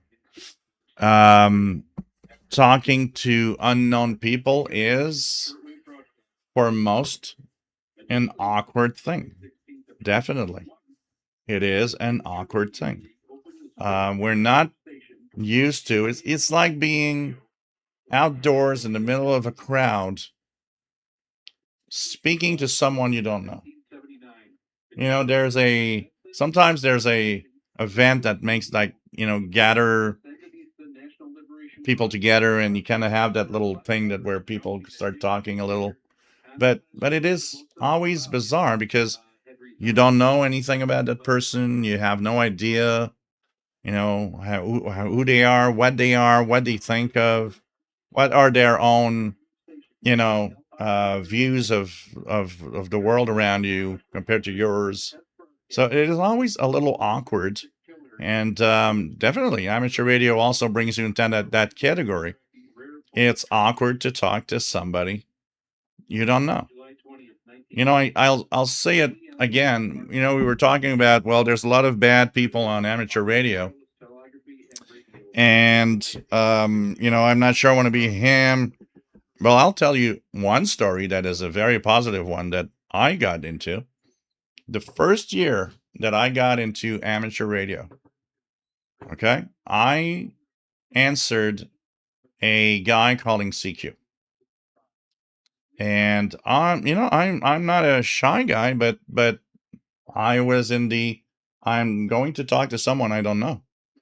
What the hell I'm going to talk about? Because that's the other thing. You're in your head is like, what do I talk about? You know? And immediately the guy made me comfortable, the way he was talking and all of that. Went back and forth. We actually had a contact that I think lasted an hour. And the guy was like 84, and he was super interesting. And at some point, he said, how long have you been a ham? And I said, 8 months. And he said, really? He said, you sound like a guy that's been a ham operator for 30 years. You are professional. You are, you know, I never would have thought that you had your license only 8 months ago. And I was like, wow, okay. But I told him, I said, there is one thing. I've been a listener for more than 40 years. And he said, that's why you're a good ham, because you listened for 40 years. You've heard everything. You've heard how amateur radio contacts are made. You know it. You already know it. It's just that, you know, now you're licensed. So there's some really cool things that can also come out of amateur radio. Kev Michael, I can't hear anything on 800 because here in Montreal we have CJAD that is on that frequency.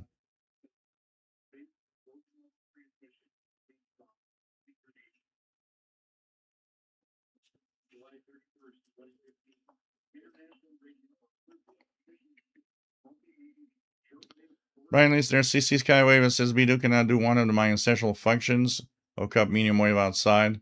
A PL330 and PL520 both can do medium wave on an outdoor antenna and Dakota Send. So, you know, DH1AO, to be honest, I like that CW is needed for the advance. It shows commitment. I understand the opposing side as well. Well, honestly, I'll tell you, for the advanced license, I don't have a problem about the 5 words per minute thing. So it's okay. I mean, we're getting into I'll call it a serious license where, you know, the knowledge you need to have is much higher. And so that CW requirement for me is not, it's, I don't find it to be, you know, something that should be removed necessarily. So, you know, I'll slowly go at it. I know I'll probably be passing the test before I can pass the CW portion of the test. RJ Dakota, between the PL330 and the Cortesen 286, those are actually my 2 favorite radios. Yep. Timothy Gunter, I've bought a St. Gian from them. I still have it. I like the radio. Now C-Crane doesn't sell those radios anymore.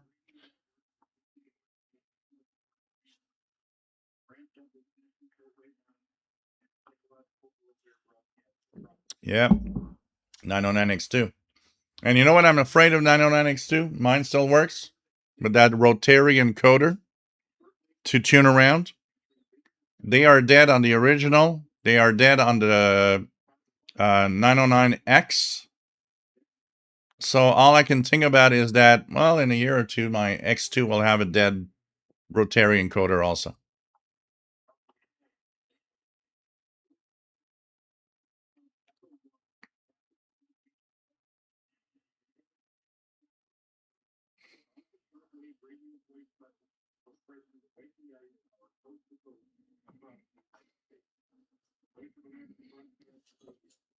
Again, it's a long time since I see the C. Kevin Michael, PL990 and the Grading Satellite 800 is used for shortwave and HF. Is it that bug again? Brian Lees, I think the gentleman on WRMI is a little biased towards C-Crane. Yes, he is. Totally is. Timothy Gunter says, something happened to my Skywave 1. It only has a strong medium wave. Something happened to the FM and shortwave. Not picking up the stations it should. Huh.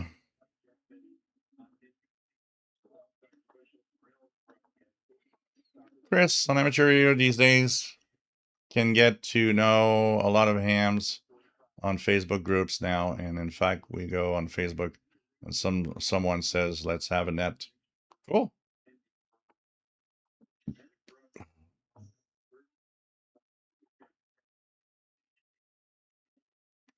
Take care, RV. Always nice to have you here. Don't forget, guys, next week it's Sunday.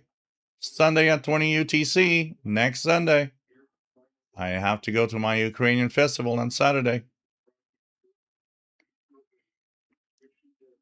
So it's nice to have you guys here.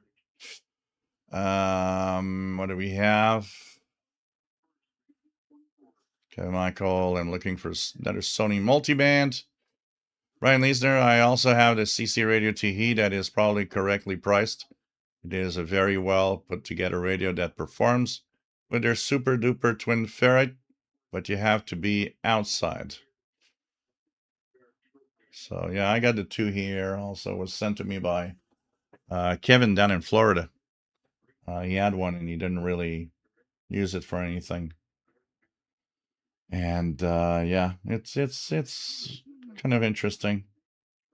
There's I have so many radios I need to take out and like play again with and make, you know, new videos. And you know, it's like when I talk about Texan receivers, there's so many times I got somebody like telling me, oh God, you're, you know, talking about Texan, you're biased. And I was like, I'm sorry, but do you have great receivers?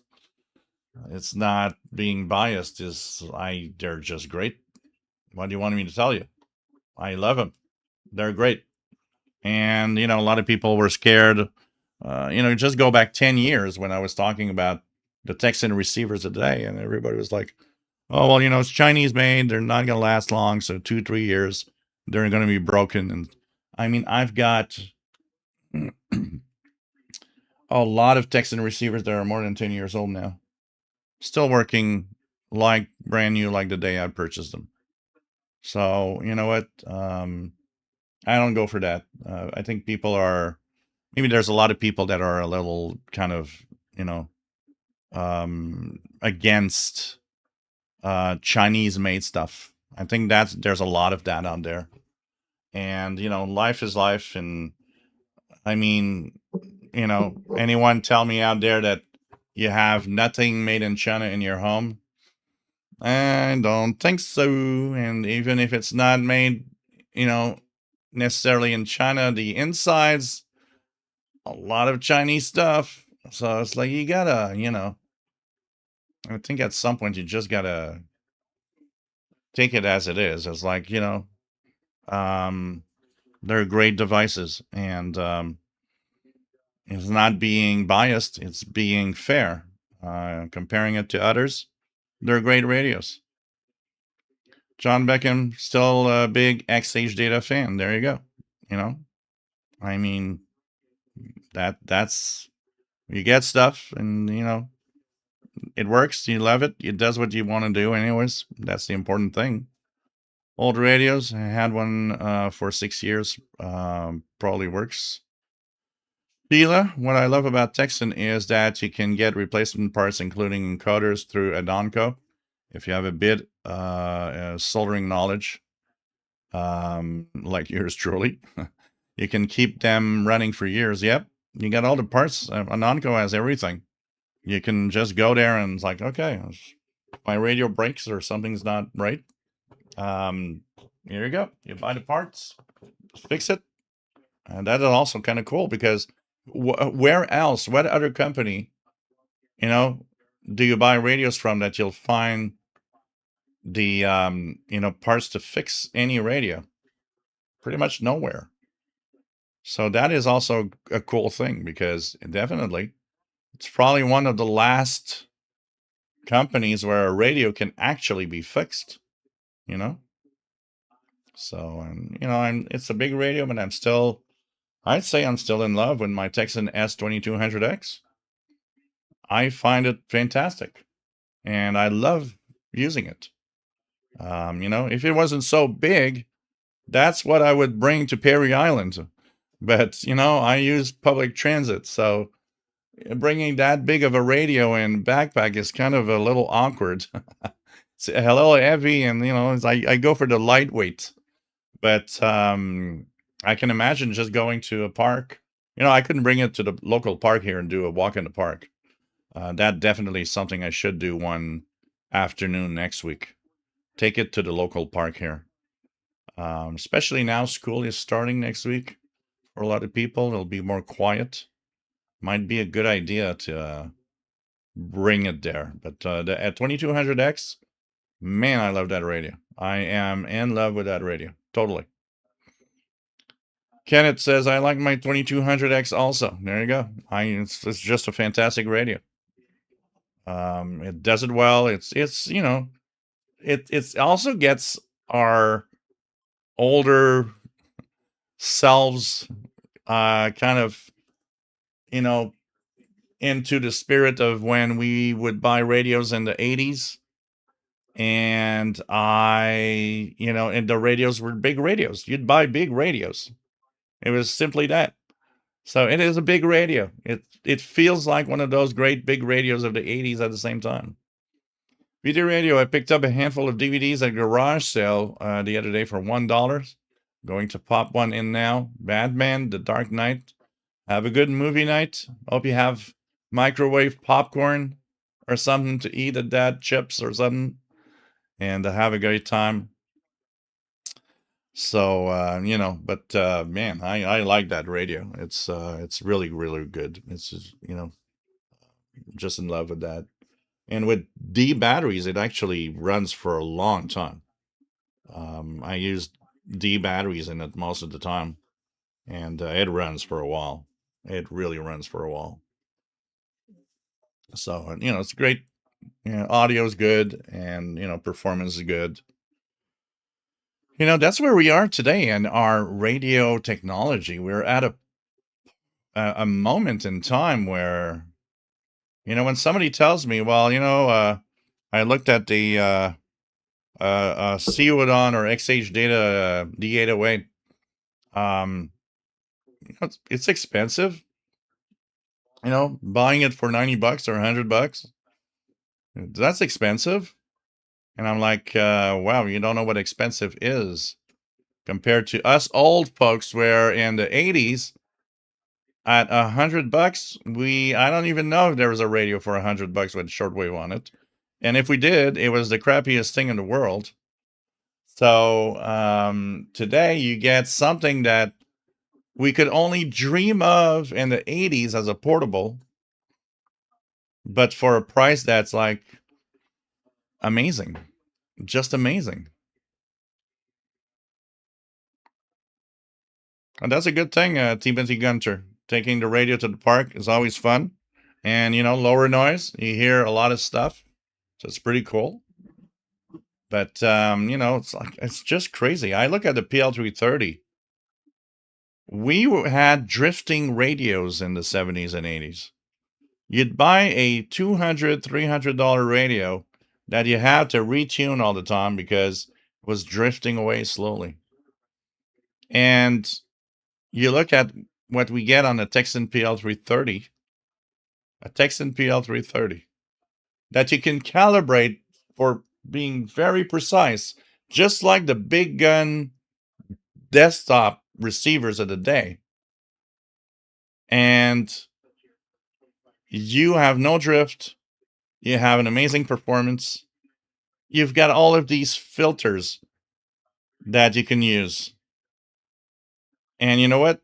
The price of it is, if you go backwards, I mean, if you paid $100, say, for a Texan PL330, it's like you would paid, I don't know, $30 in 1980 for a radio like that. If that was such a thing, of course. But man, it's just amazing what we get today.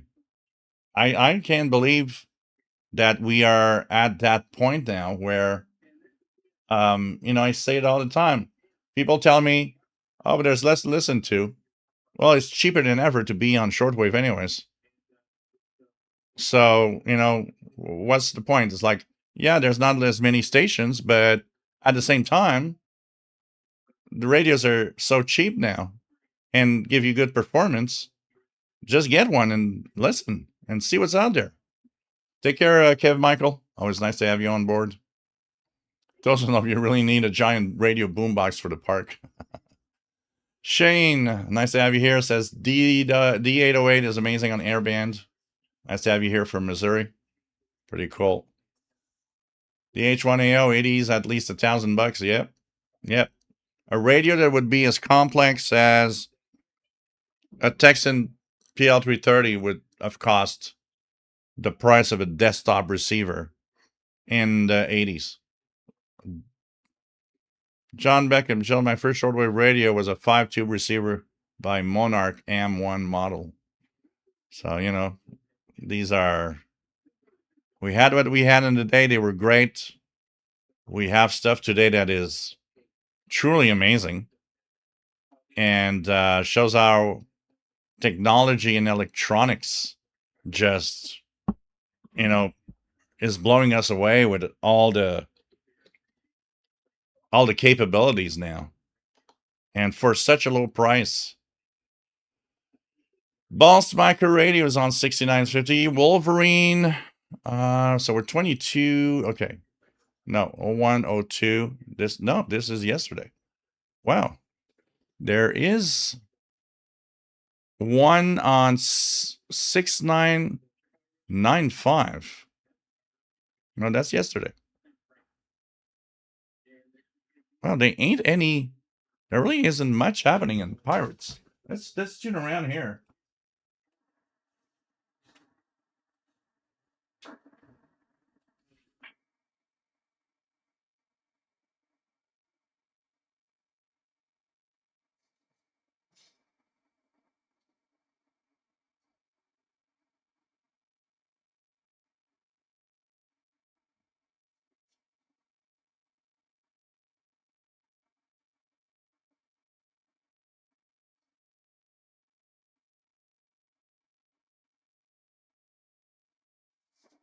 It's incredible. There's really nothing right now. I would bet you that in 7 minutes there's going to be zero UTC. Somebody's going to start something. Zero UTC is like that time. That time.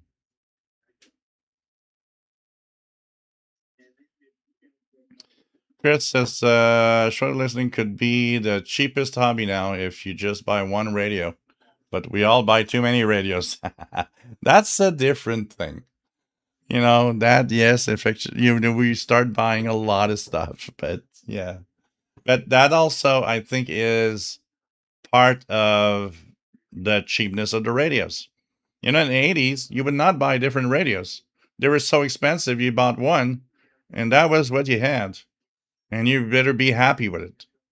So, you know, when I had the X100, yeah, it was kind of a crappy radio, but it's what I had.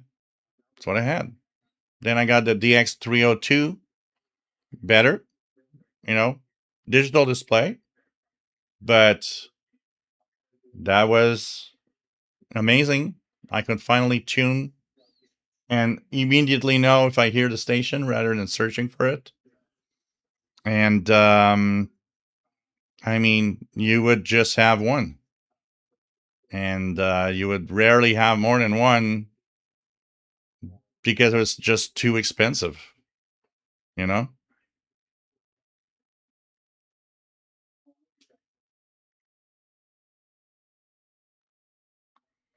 Does Tucson get different pirates than we do on the East Coast? I know that as you get further away from the East Coast, pirates are more difficult. There doesn't seem to be a lot of activity on the West Coast and pirate activity. So it's obvious that the big chunk of pirates that we hear are mostly somewhere in the northeast of the United States, because we hear a lot of them here, and rarely do we need, you know, we don't really see often somebody saying, "Hey, I got a great signal of a pirate on the West Coast." And I guess a lot of them, if they hear them, are probably the East Coast ones that might be, you know, the strongest ones. There are a few though, because I know that there are a few pirates that I noticed that they do get, you know, a strong signal. So there's definitely some pirates on the West Coast, but oh, 69, 65.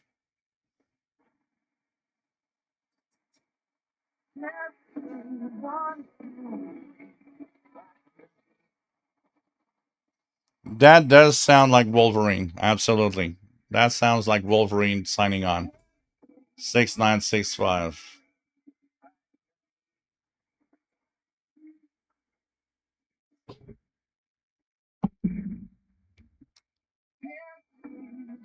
My WX50, I had one radio back in the late 70s, the DX160. It was great. All I needed until I saw the Kenwood R1000. Yep. Yep. You know, when I had the DX302 somewhere in 84, was my main radio until I fell in love with the R5000, the Kenwood R5000. And finally had a full-time job and had the money to pay for one. And man, the Kenwood R5000 was the main driver for. It's the main driver for. So I bought it in, I believe, 1990. So it was the main driver for about 18 years, 17, 18 years, until it just bogged down. By and large, the radio collection I have is more like an affliction. Joseph, I definitely use to get MRI a lot. I haven't heard him for a while. John Mackham Show, what would you say is the best realistic shortwave radio model? The X160? That's a hard one to answer because, I mean, you know, I own on the shortwave, I owned two Radio Shack, the X100 and the X302. The X160 was a very popular model. I know a lot of people bought that in the 70s. It was like the main driver. What is the best shortwave model that was a Radio Shack model? That's a pretty good question. That's a pretty good question. So, you know, I could not pinpoint what would be the best model. You know, I don't even know the performance of the DX160, what it was actually like. You know, I know a lot of people owned it, a lot of people loved it. How was it in reality compared to the others? It's a difficult one to answer. So you know, it's. I think we grew up back then, a lot of us, with one Radio Shack model, and there were so many stations back then, anyways, that whatever we had, we just loved. You know, my DX100 now I know is a crappy radio, but I loved the thing back in '82 when I had it. I was listening to tons of stations. You know, I didn't care about the drifting. I would just readjust the fine tune all the time, continue listening to what I was listening to. I didn't have the knowledge to, you know if it was a good radio or not. For me, it was a good radio. I would hear stuff from all over the world. So if it was a good radio. I didn't have the knowledge to know. So yep, Wolverine starting out with a good signal on 6965. Pretty good signal. So and that's the thing. A lot of us just started with a radio, and it got it just received the world. So I mean, just turn on a radio and listen to 25 countries in 2 hours, and you're like, all right, well, I guess that's a good radio. I'm getting all these countries now, but I didn't have the knowledge to know. DX302 was certainly superior. I knew that, but also had its flaws that I discovered early on. And so, we just got whatever.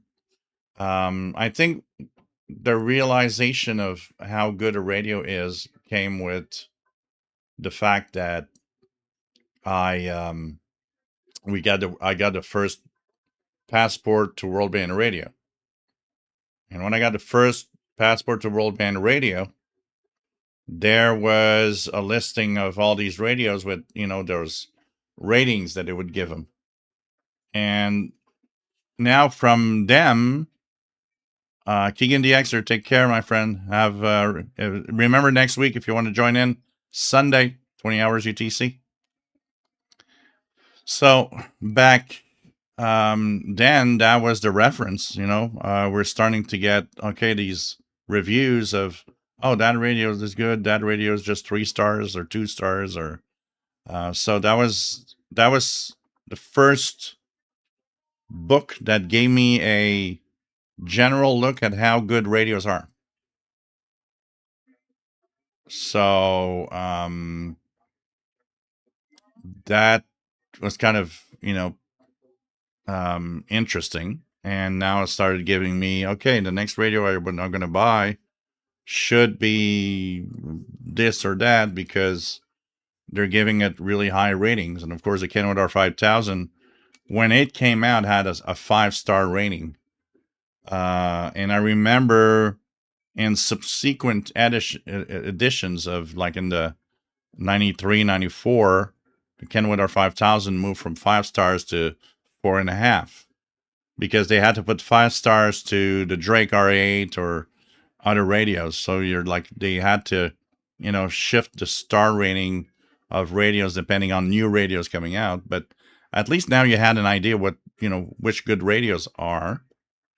And I don't know if it's true, but apparently they might have hyped up a lot of ratings for Grundig receivers because they were a big advertiser keeping the book alive.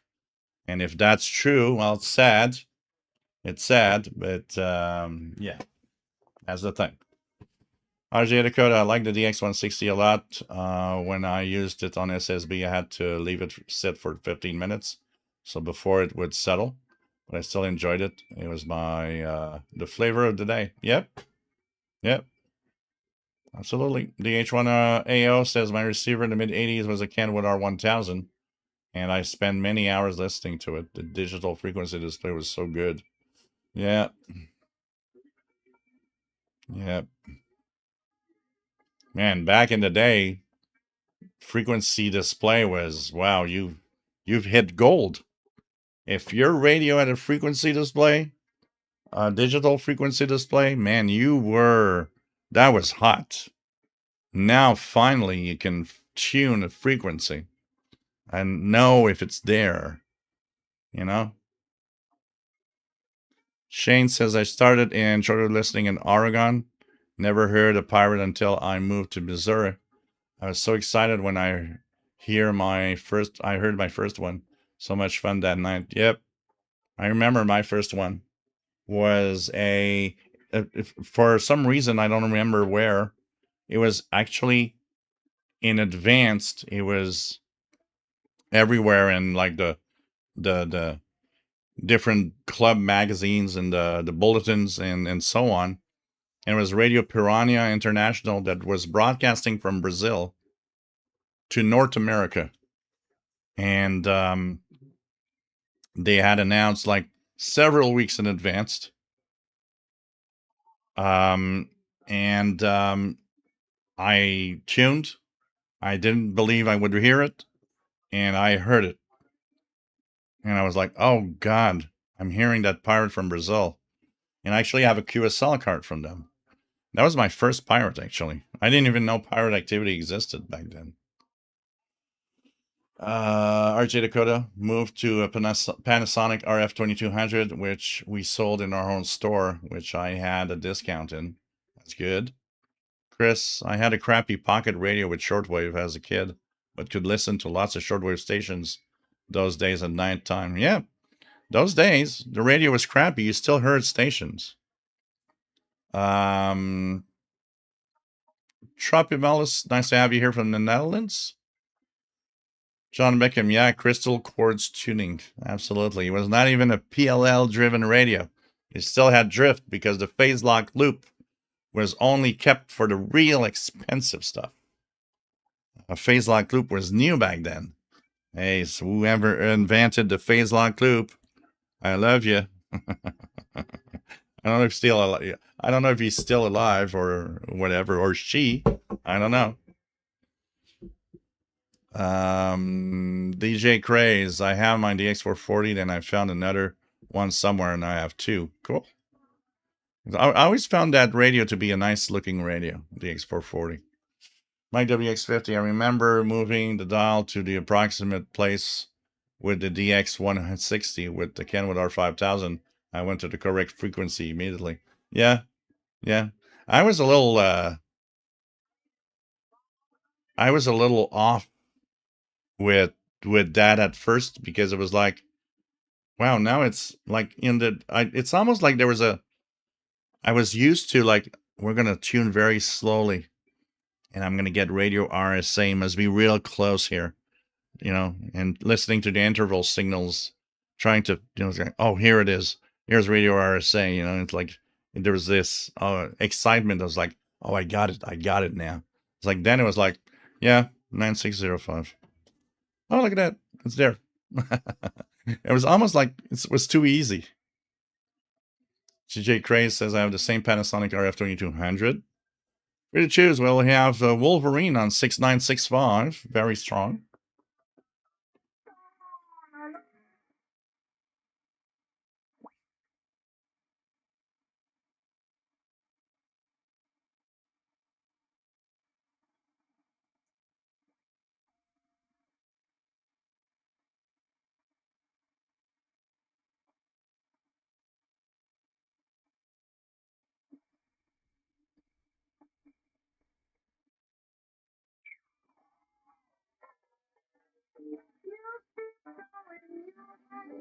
So all I'm really getting is 6965 Wolverine radio.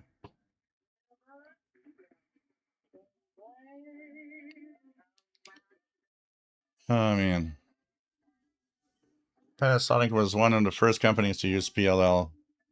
John DXing, my first receiver back in the early 90s was a Greenwich Satellite 1400 and a Selena B212. The Selenas were really great radios. I guess you don't see many of them.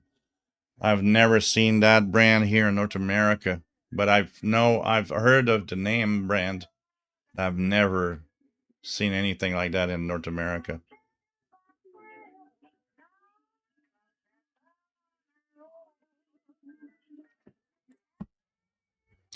Ryan Leesner ATS 803 was the first PLL radio and one of the earliest there, if I'm not mistaken. Yep. Yep.